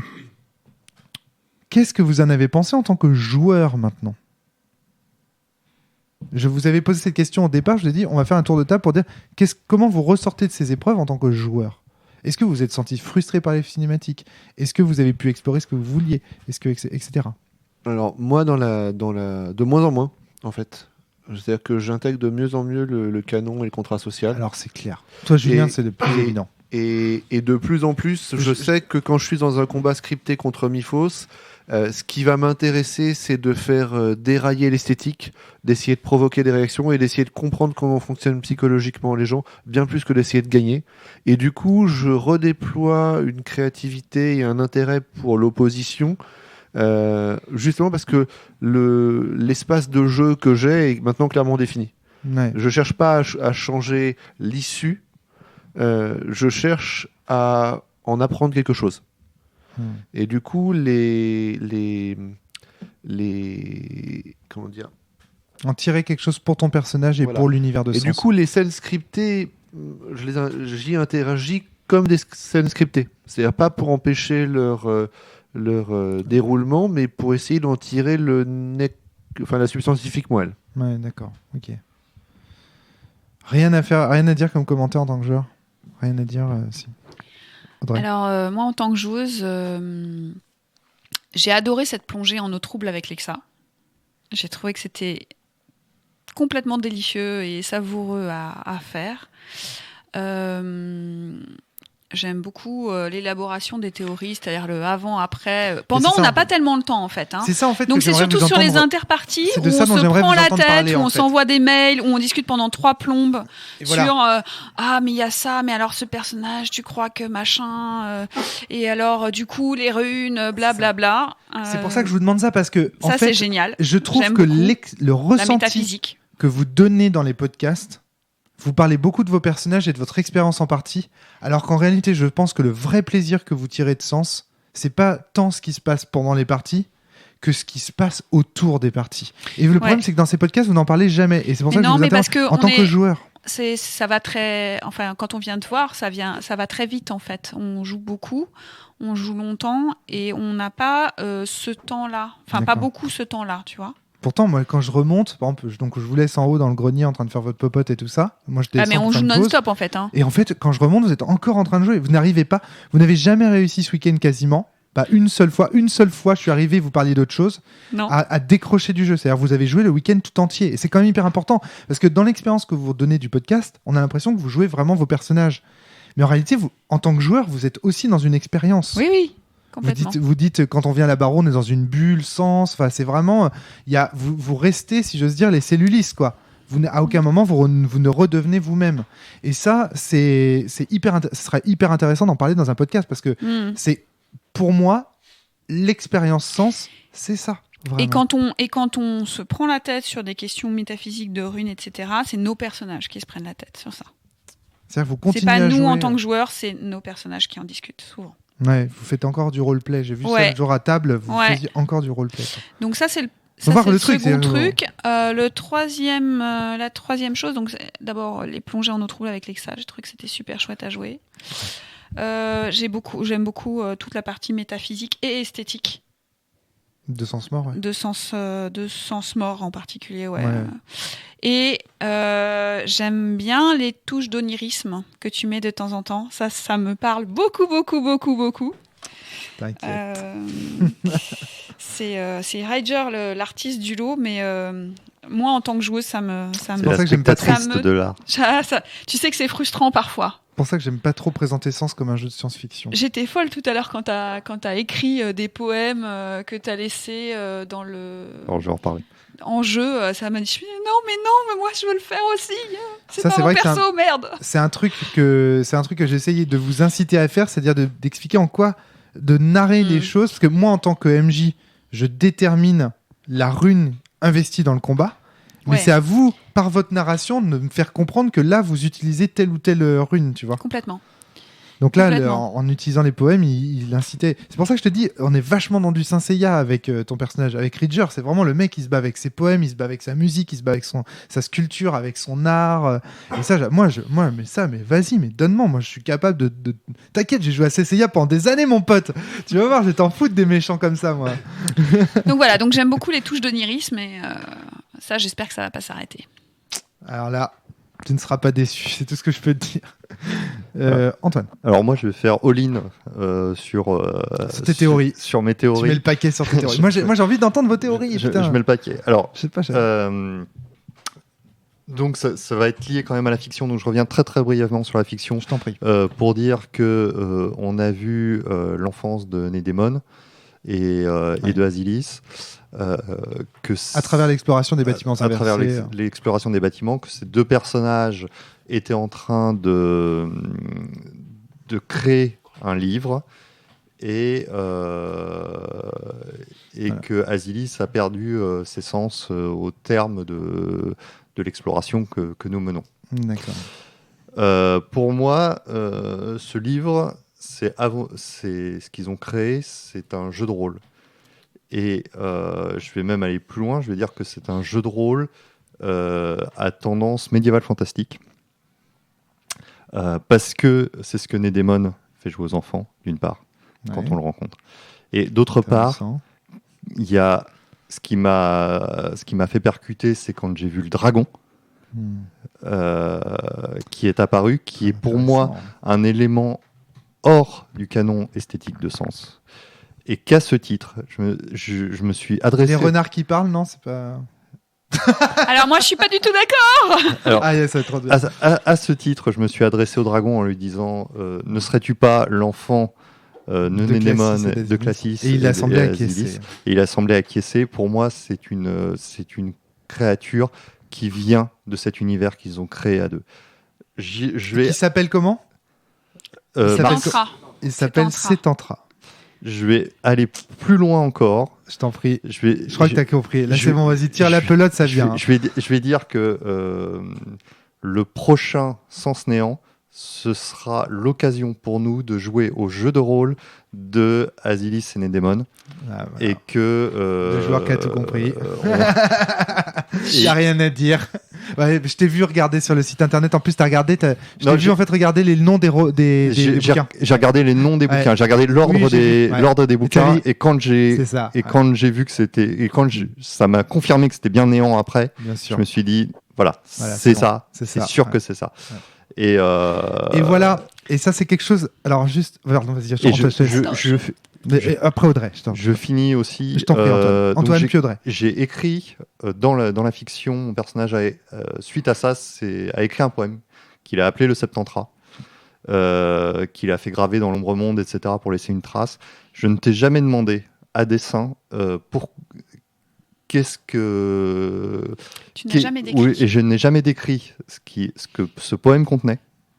Et je ne t'ai jamais demandé ce que ce poème pouvait contenir, parce que j'ai toujours dit, je m'inspire des visions que je vois, etc. Et j'écris le truc. J'ai parfaitement conscience de tout ça. Tout ça étant pour plus tard pouvoir raccorder ma fiction à la fiction du jeu. Si tu savais. Pour dire, voilà, là je claque des points d'immersion pour dire le poème que j'ai écrit, qui s'appelle le Septantra, est raccord avec le jeu de rôle. Mais vous savez, je pense que quand on aura fini la campagne, on réécoutera ces podcasts et je pourrais vraiment tout vous dire ce que j'ai dans ma tête là en ce moment quand je les écoute.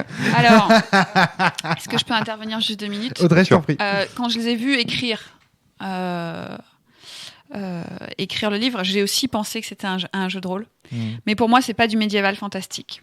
Pour moi, c'est des règles de création d'univers. Ah, c'est intéressant aussi. Voilà, et c'est même des règles de comment on organise les différentes ontologies, les unes par rapport aux autres, et comment on fait circuler la fiction de l'une à l'autre. Alors, voilà. Là, je voudrais juste faire une parenthèse, c'est très intéressant cet exemple. Donc, on a l'exemple de 2 joueurs qui voient donc le bouquin Settantra. C'est pas la première fois qu'un livre de Sens se retrouve dans la fiction de Sens, hein.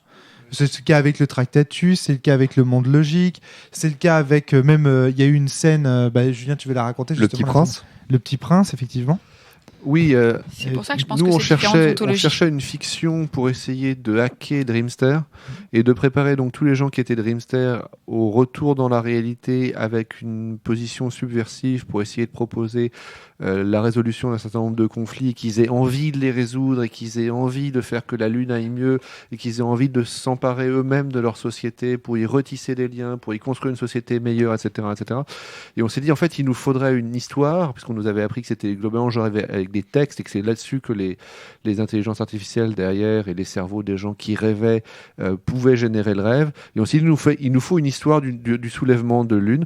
Donc on a été à la bibliothèque et avec les points d'immersion qu'il fallait, on a pris le Sens mort de Romaric Briand qui traînait sur une étagère. Voilà. C'est-à-dire que tu as utilisé les points d'immersion pour faire apparaître la suite du scénar et te sortir de...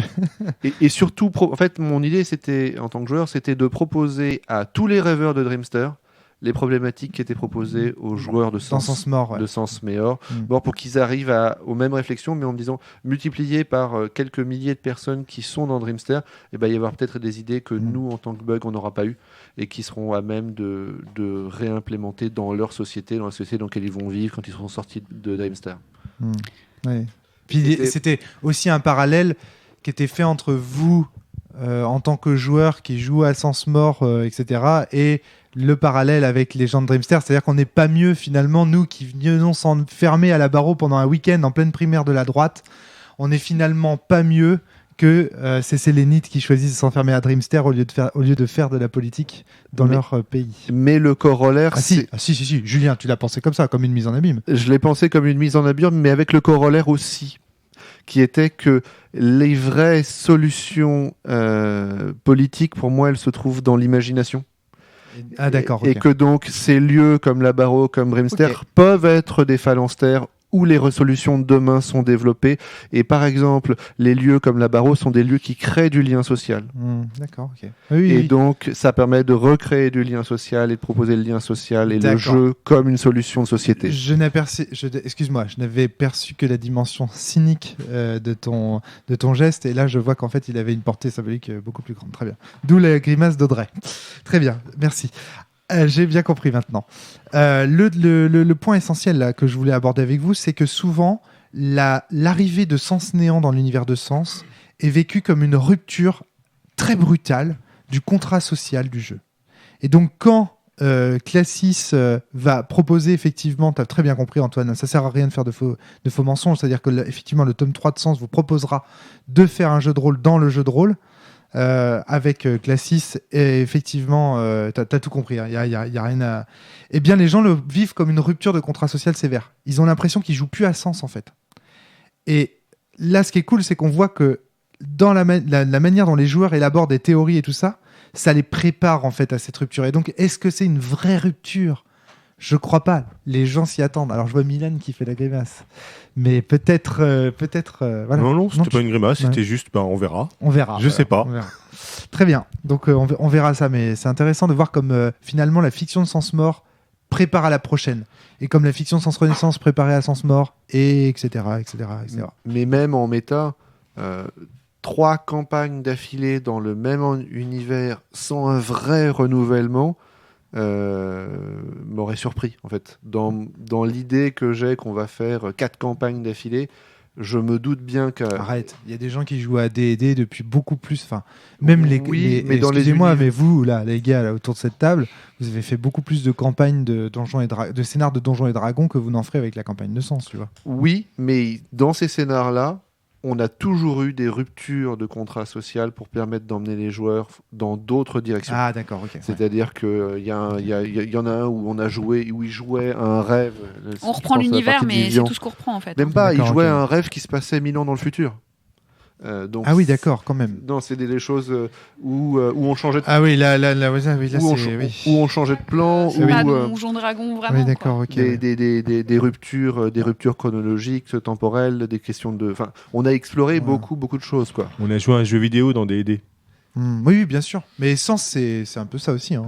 Donc, c'est des choses qu'on a déjà... Très Final Fantasy-esque, Sens, à ce niveau-là. Et pour nous, ça fait partie du contrat social qu'au bout d'un moment, une fois que le meneur de jeu aura bien posé un univers qui sera devenu quotidien, familier, et il va nous proposer quelque chose de plus, d'ailleurs, d'autre. Et moi, ça me choque pas du tout dans le contrat social, a priori. Même mais tu vois, il y a des gens qui sont vraiment... Ils se sentent trahis. Hein. Ils se disent, mais merde, j'ai fait un personnage. Je m'attendais pas à faire toute une campagne avec un autre personnage. Moi, je veux jouer à Sens ce soir. Je veux pas jouer à Classis Superstar ou je ne sais quoi. Enfin, tu vois, c'est... Donc, mais justement, je trouve que l'approche d'Antoine est très bonne. À partir du moment où tu as compris en fait cette espèce de fil rouge, le fait comment en fait je sais pas, la vision classicienne commence à apparaître, je dis bah oui, là, c'est normal en fait. Voilà, c'est tout ce que je voulais dire, c'est que cette rupture de contrat social est souvent critiquée. Il y a moyen comme ça, en glissant progressivement. C'est prévu par le bouquin, mais parfois ça rate. Les gens ne le voient pas en fait. Il n'y a pas toujours un Antoine Laroche autour de la table qui a pour voir ça. C'est bien dommage, engagez-moi, je fais aussi les mariages et marques. Non, mais une des raisons de ça, c'est aussi ta proximité et le fait que tu fais enfin un bug de créa qui soit pas uniquement un réparateur de bagnole. C'est tout con. Mais ça joue à plein régime dans là-dedans, quoi. Dans le fait que ça fonctionne bien. Et j'essaye de jouer ce qui n'est pas du tout, en plus, qui n'est pas du tout raccord avec ma personnalité, mais j'essaye de jouer un bug qui est très instinctif.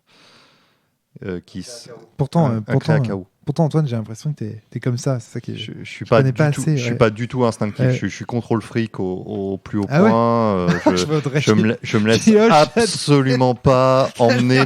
Que c'est maladif. Je me suis absolument pas emmené par mes émotions. Je peux être créatif, mais je suis absolument pas quelqu'un d'instinctif. Ok, ah bah dis donc. Très bien. Est-ce que Amir, en tant que joueur, logiquement, si tu es le personnage que j'imagine dans cette campagne, ce qui doit t'animer, c'est entre guillemets envie de voir le prochain scénar pour en savoir plus. Est-ce que c'est bon ou pas? Les joueurs qui jouent ce type de personnage, généralement, c'est ça qu'ils disent. Oui, c'est pas mal, j'attends d'en savoir plus. Tout à fait. C'est ça. C'est un peu mon caractère. Ah. Et puis depuis le début, tu me demandes mon avis, je sais pas, on verra plus tard. Voilà, c'est ça. Donc oui. Maintenant, comment je me sens, comment j'ai senti un petit peu cette session. Je suis beaucoup moins adepte en général des théories, de chercher la solution. J'aime comprendre, mais je suis très passif pour ça. D'accord. Ouais. T'aimes bien te laisser surprendre en fait. J'aime me laisser surprendre. J'analyse sans tirer de conclusion.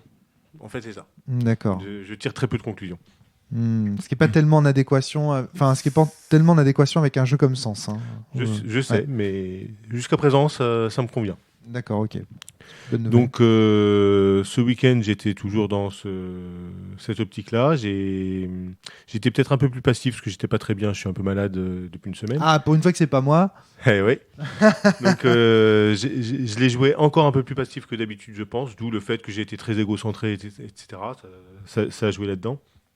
Mais j'ai apprécié le fait qu'on soit concentré sur ce qu'on avait totalement mis de côté la dernière fois, qui était le groupe et les personnages.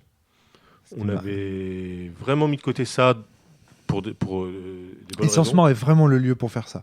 La dynamique des liens. Ah oui, vous avez fait une super session, excuse-moi Amir, je t'interromps 30 secondes, pour dire vous avez fait une super session à un moment donné entre vous de description de chacun des liens que vous aviez mis pour chacune des PJ, PNJ et compagnie, et explication de pourquoi. Non, on a fait mieux que ça. En fait, on a essayé de deviner quels étaient les 3 principaux liens de chacun. C'est ça, ouais, c'est ça. Exactement ce qu'on vient de faire dans ce podcast finalement. Pour le truc, c'est comment tu penses que ton personnage a évolué, et ensuite on passe la parole aux autres et on dit allez, toi, comment est-ce que tu as vu l'évolution? On a commencé par ça. On l'a fait dans l'autre sens. D'accord, ouais, ça marche. Ouais, donc ça c'était bien parce que ça permettait d'expliquer aussi pourquoi les personnes étaient liées. Et ça a permis aussi de mettre en exergue, des liens qu'on joue naturellement dans la fiction et qu'on n'a pas formalisé sur la fiche de perso. Et moi, ça m'est arrivé où, je sais plus auprès de quelle personne, Graveur. T'avais pas mis le lien. J'avais pas mis le lien avec Graveur, et tous les autres ils m'ont dit je pense que t'as un lien avec Graveur. Et j'ai fait mais en fait j'en ai pas mis et c'est une erreur et j'aurais dû en mettre, et donc j'ai remis des points pour des liens avec Graveur pour ça, quoi. Évidemment. Donc Kerry, t'avais mis 0 points dans Météor, c'est ça?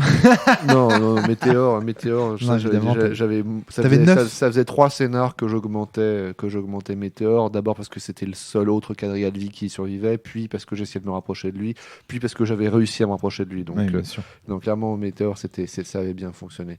J'ai aussi augmenté le lien dans le groupe, puisque le sujet de Kerry, de ces 2 scénars, c'était de rassembler le groupe. Et là-dessus, ça a été plutôt...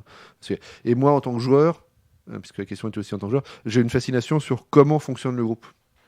Qu'est-ce qu'on joue pas, qu'est-ce qui est en ellipse, quand il y a des dissensions dans ce qu'on n'a pas joué et comment est-ce qu'on imagine que ça s'est passé. On s'est aperçu que, notamment entre la libération de la Terre et l'arrivée sur Séléné, on n'avait pas du tout le même contenu fictionnel les uns et les autres, parce que certains pensaient qu'on se voyait tous les jours, d'autres pensaient qu'on se voyait pas. Ouais, bien sûr. Et donc ça, c'était un de mes enjeux pour moi en tant que joueur, c'était de réussir à retirer les liens nécessaires et suffisants pour que ça fonctionne sans que ça prenne trop de temps. Ça, je trouve que c'est un truc de fou chez toi, Julien. Il nous reste 5 minutes, c'est ça que tu dis, Antoine. C'est un truc de fou chez toi, Julien, c'est que tu as ce désir que le contenu fictionnel soit très Cohérent. très très cohérent. Ouais. Alors que moi, tu vois, quand je fais du jeu de rôle, j'en ai rien à foutre de savoir que le temps est un peu distordu, qu'il y a un truc qui s'est passé, qui s'est pas passé pour les autres. Je m'en fous complètement. Pour moi, le contenu fictionnel, pour le coup, il est vraiment malléable. J'en ai rien à foutre. Alors que toi, il y a un côté.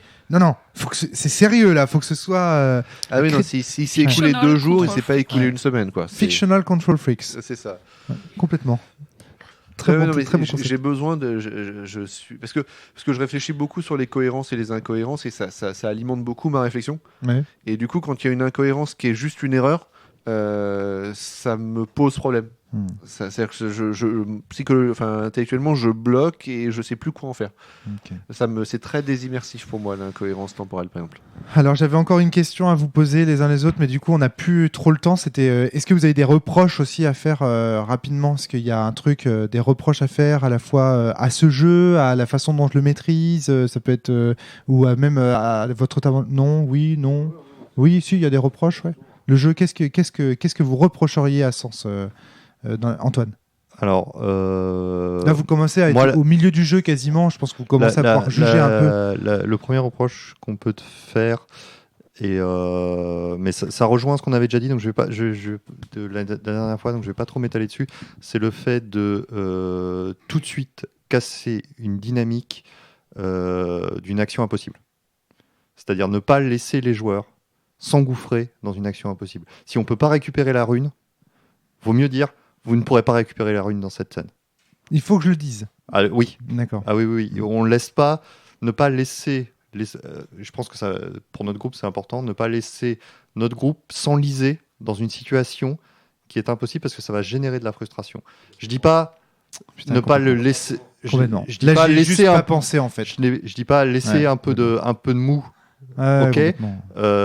Laisser trop longtemps. Ça va générer de la frustration. Et là, pourtant, ça a duré genre 2 minutes, quoi, la frustration, à peu près, quoi. Non, mais c'était déjà 2 minutes de trop, quoi. Oui, moi, ça m'a pas choqué du tout, personnellement. C'était déjà. Ouais, non, mais je vois bien à quel moment tu fais référence. Le moment notamment où Audrey essaye, une fois encore avec ce fameux grappin. Mais il marche vachement bien, mon grappin. La barrette demi-fausse. J'aurais dû dire non mais en fait les gars cherchez pas, il l'a mis dans sa poche, elle a déjà parti, c'est mort, je sais pas trouver une justification. Non mais même t'as pas besoin, je pense que t'as même pas besoin de trouver tu l'énonces en méta. Une justification. Je pense que t'as même pas besoin de trouver une justification. Parce que du coup un peu tu l'amour. Tu vois, non parce que du coup les actions de style qu'on peut faire, on les fait complètement pour autre chose. Moi je considère que j'ai perdu une action. Parce que si j'avais compris de la reprendre d'ailleurs. J'ai pas entendu. Ah si, c'est dit justement ça compte pas, tu peux refaire une action. Je l'ai dit texto. Ouais, mais ok, je l'ai pas compris comme ça. Parce que j'étais vraiment, je m'en souviens très très bien. Je t'ai dit, non, c'est juste pour te montrer. En plus, je t'ai dit, il met son aile devant. C'est juste pour te montrer que c'est pas possible d'avoir la barrette. Et là, du coup, tu peux agir avec lui. Et du coup, tu lui as foncé dedans, je crois. Et il t'a piégé au sol. Non, je vais pas foncer dedans, j'ai déployé mes ombres. Ah oui, tu as voulu le bousculer pour passer derrière, je crois. Et c'est là, encore une fois, j'aurais dû dire non, c'est pas possible, ne cherche pas. Ah oui, tu as déployé tes ombres, c'est ça, exactement. Oh, putain, ouais. Ok, très bien, entendu. Autre chose ? Julien, tu avais l'air d'avoir autre chose. Alors, mais ça, c'est aussi beaucoup lié au jeu marathon en temps contenu, sans les moments. C'est des problèmes d'équilibrage entre le temps séparé et le temps regroupé. Parfois, il y a un perso qui part et on va se retrouver avec une ellipse, avec une aparté avec ce personnage-là qui va durer une demi-heure. Alors nous, on compense en jouant des scènes de roleplay entre les deux. Et parfois, ça va durer 5 minutes. Et on ne sait pas toujours, le contrat ne le suit pas toujours très clair. Mais je pense que c'est beaucoup lié au fait que de temps en temps, il y a une idée importante qu'il faut déployer. Mais du coup, en termes d'équilibrage, de concentration, c'est compliqué, je trouve. Alors même pas. C'est encore plus con que ça. C'est qu'en tant que meneur de jeu, quand je joue, je ne vois pas le temps passer. Voilà. Il faudrait presque mettre un chrono sur la table, en fait. Il y a aussi la gestion de qu'est-ce qu'on passe en ellipse, qu'est-ce qu'on déploie comme scène de roleplay, comme scène en dehors. Là-dessus, je pense qu'il y aura un curseur qu'on pourrait fixer un peu mieux, ou un contrat qui pourrait être un peu plus clair. Il y a des trucs que tu voudrais voir développer, où malheureusement on fait une ellipse, et d'autres trucs où on ellipse pas, et où tu dis, bon là on aurait peut-être pu faire une ellipse. Oui, puis il y a des scènes intermédiaires où on se dit, bon bah j'essaie de me rapprocher, je sais pas, de Météor. Ouais. Et finalement ça devient une ellipse mais on sait pas exactement ce qui s'y est passé, ce qui fait que la scène d'après elle est difficile à développer parce qu'on est obligé de revenir sur ce qui s'est passé avant. Control Freak, effectivement. Et parce que j'aime bien comme il a dit. Ils font la paire. Aussi. Non, ils font la paire. Parce que lui il s'en fout, Antoine, c'est ça? Non, Antoine c'est dans la réalité. Ah d'accord, ok. Realistic Control Freak. Ok, très bien. Et donc voilà, ça c'est quelque chose sur lequel je pense qu'on pourrait faire mieux. Ça concerne le groupe en général. Et l'autre chose qui est liée au système et au fait que c'est un jeu sans jet de dés, et que donc, à l'exception de quelques scènes où tu demandes aux joueurs combien ils ont, tu présupposes que tu sais. Et parfois, il y a plusieurs scénarios entre les deux. Il y a une compétence qui a complètement changé. Et notamment, tu te souviens qui est le plus fort, mais tu te souviens pas forcément qui est le deuxième. Moi, ce qui m'a posé problème, c'est que je suis le deuxième en Cosmo, et je suis le deuxième en Créa. Et c'est des aspects sur lesquels on se retourne pas vers moi. Voilà, ça c'est donc je pense que ça gagnerait simplement à ce côté un tableau à jour de où est-ce qu'on en est, juste pour voir ça. Ça c'est un truc aussi, c'est que théoriquement, ça c'est vraiment précisé dans la base du jeu, c'est aux joueurs de faire valoir en fait ses compétences et de rappeler aux meneurs les faits. C'est pour ça en fait qu'ils sont là, les faits en plus. Ils sont là pour négocier avec le meneur certaines scènes et certains trucs. Tout à fait, mais par exemple sur les jets de perception, de compréhension, genre toi tu comprends ça. Ouais, alors. Et moi, je me demande en tant que second, est-ce que, en tant que je suis à côté de Milan, il a détecté, je sais pas, des services de tout un système de sécurité. Moi, j'ai que 45 en Cosmo. Est-ce que j'ai détecté aussi ou pas? Moi, je vais généraliser ta critique. Un des problèmes quand je maîtrise une partie, c'est que je ne fais pas assez attention aux autres joueurs. Par exemple, je te donne un autre exemple qui généralise complètement ce que tu es en train de dire. Quand j'ai donné le médaillon et que c'est Audrey qui l'a pris. J'avais zappé que c'était elle qui l'a pris, et après j'ai fait une scène dans laquelle je le donnais à Amir. Et c'est moi qui ai dit, mais non, tu peux pas, c'est moi qui l'ai. Et tu vois, ça c'est tout con, mais il y a des joueurs qui se vexeraient pour un truc comme ça, mais vraiment gravement. Alors là, en l'occurrence, on fout ça, mais non, si, parce que non, mais attends, parce que là on le fait avec un médaillon, c'est pas grave. Mais il y a plein de fois où psychologiquement, par exemple, je vais juger un joueur ou faire une erreur comme ça. C'est juste pour dire ce que dit Julien sur vos cadrans. C'est généralisable vis-à-vis de moi en tant que meneur sur énormément d'éléments fictionnels. Okay. Pas uniquement les cadrans, pas uniquement les miroirs. Moi, ça m'a pas touché parce que je râle. Non. Mais Ouais, mais justement, tu vois, c'est pour ça que moi, ça me dérange pas de me faire râler dessus. Faut pas hésiter à me râler dessus quand je fais une connerie de ce genre-là. Voilà, c'est des pistes d'amélioration. Hein. Voilà, il y a un très très grand plaisir à cette partie. Ça fait des années que je mène ce truc-là. Le fait, parce que moi je suis un peu comme ce que disait Amir pendant les parties où je suis meneur, je suis beaucoup en train de réfléchir à comment je vais faire en fait après, et du coup ça me fait zapper en fait des événements, et c'est aussi une des choses qui me fait dire que dans le jeu de rôle traditionnel, on met beaucoup trop de responsabilités sur le meneur de jeu, parce que justement moi je le vis comme ça en fait, le rôle de meneur de jeu. Alors moi il y a un autre aspect que j'ai un tout petit peu regretté sur ce week-end, mais c'était pas le cas le week-end précédent, hein, donc voilà. C'est les PNJ. Tu joues très bien les PNJ, et j'ai vraiment regretté que tu ne joues pas les PNJ sur ce week-end. Tu les as très peu joués. Ils étaient là comme des ressources auxquelles on pouvait faire appel, mais ils n'apportaient pas eux-mêmes du jeu. Je suis désolée. Je suis d'accord. Hein. Et là, t'es dur avec moi. C'est vrai. Mais pour c'est parce que je les adore. Chrysaor, parce que justement, on était dans. Alors, ce matin ou hier? Moi, j'ai senti une vraie différence là-dessus par rapport entre ce matin et hier. Ce matin, c'était pour moi pas dans le contrat social. C'est-à-dire que ce matin, on essayait de boucler un machin en vite fait, bien fait, voilà. Donc ce matin, c'était sous-joué, ça m'a pas étonné. Je suis prêt à te suivre sur cette critique que tu me fais vis-à-vis de ce matin où je suis d'accord, j'ai pas beaucoup fait d'efforts. Mais alors putain, hier je me suis quand même donné quoi sur Fin Finger et tout. Météor. Une scène. Météor, t'as vu la différence de caractère entre Charlie, Météor, Fin Finger. Charlie, le on l'a renard. pas vu. Non, Charlie, on l'a pas vu parce que il a pas été. Il y a eu une scène avec Julia, je l'ai quand même joué. Le renard, le chat. Le renard, le chat, Le chat, j'avoue, le chat. Je suis un peu intimidé par le personnage du chat parce que je sais que c'est un personnage de Flavie. Elle le joue tellement bien que quand je veux l'interpréter, je le joue mal. Mais ça, voilà, je le reconnais. Nous, on connaît pas l'original. Je t'ai vu plus inspiré. Donc, en gros, c'est peut mieux faire. Voilà, c'est ça. Peut mieux faire. La prochaine fois, je ferai un effort, c'est promis, Audrey. Personnellement. Désolé, c'est parce que t'as demandé. Cool. Non, mais au contraire, moi, j'attends que ça. Personnellement, Rome, je suis d'accord avec aucune des deux critiques. Donc. Bon, bah, tu vois, comme quoi, c'est subjectif. Non, mais je. C'était une question de curseur. Il y a même des moments où c'est moi qui ai joué Météore. Ah oui? Ah, je me souviens pas de ça. Bah ouais. Ah oui, si, il y a un moment donné où je t'ai dit t'es bon MJPJ. Parce que c'est des câlins en plus. C'était drôle parce que comme Audrey était à côté de moi et que je voulais par ailleurs jouer vous êtes en couple dans la vraie vie. Que Kerry était proche de Météore, je me rapprochais d'Audrey. Ouais, tout à fait. Bon, je suis désolé, on n'a pas le temps malheureusement d'approfondir ces points. Moi j'aime bien, n'hésitez pas comme ça à me faire des petits reproches, des trucs. Parce que moi je vous donne des points d'immersion négatifs pour vous dire vous êtes des bons joueurs, améliorez-vous. Et il n'y a pas de lézard. Il faut aussi que vous, à la fin dans les débriefings, vous dites à votre meneur de jeu, bon bah là, dis donc, tu te reposes un petit peu sur tes lauriers là, mon petit Romaric, ton petit Phil Longfinger, il avait l'air bien con, alors que la dernière fois tu nous l'avais joué beaucoup plus tragique. Il était beaucoup plus alcoolique. C'est pas ça que je dis, c'est que c'est des personnages. N'hésite pas. Moi, ce que je dis, c'est n'hésite pas. C'est des personnages qui. Tu as fait des PNJ à des moments donnés qui venaient vers nous. C'est-à-dire pas que des PNJ ressources. Ah, j'ai compris. Alors ça, c'est lié au contrat social de. Ah, d'accord. Là, tu veux aller voir Philomir, bah ok, tu vas le voir et il se passe des trucs. Alors, mais lui. Ok, juste rapidement pour clore le podcast, parce qu'il est temps, c'est juste que en fait, c'est le contrat social de Sens Mort que comme les joueurs sont censés être moteurs, il faut pas que le MJ en fait, dans Sens Renaissance, tu as le droit de faire intervenir du gros PNJ pour casser des conversations. Le dernier week-end. Oui, c'est normal parce que c'était encore une fois, on était dans la présentation de Séléné, etc. Les stéréotypes. Non, ok, mais je le note.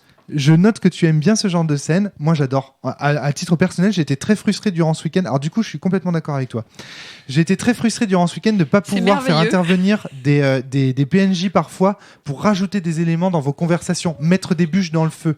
Et oui, mais d'accord, ok. Donc, t'as le droit de jouer aussi, Romaric. Voilà, c'est ça. Et là, je me suis un peu interdit de jouer pour une raison, c'est qu'on est en mode bac à sable et que c'est un des contrats sociaux de Sens Mort de laisser les joueurs explorer aussi leurs relations entre eux et les laisser être moteurs de l'histoire. C'est pour ça.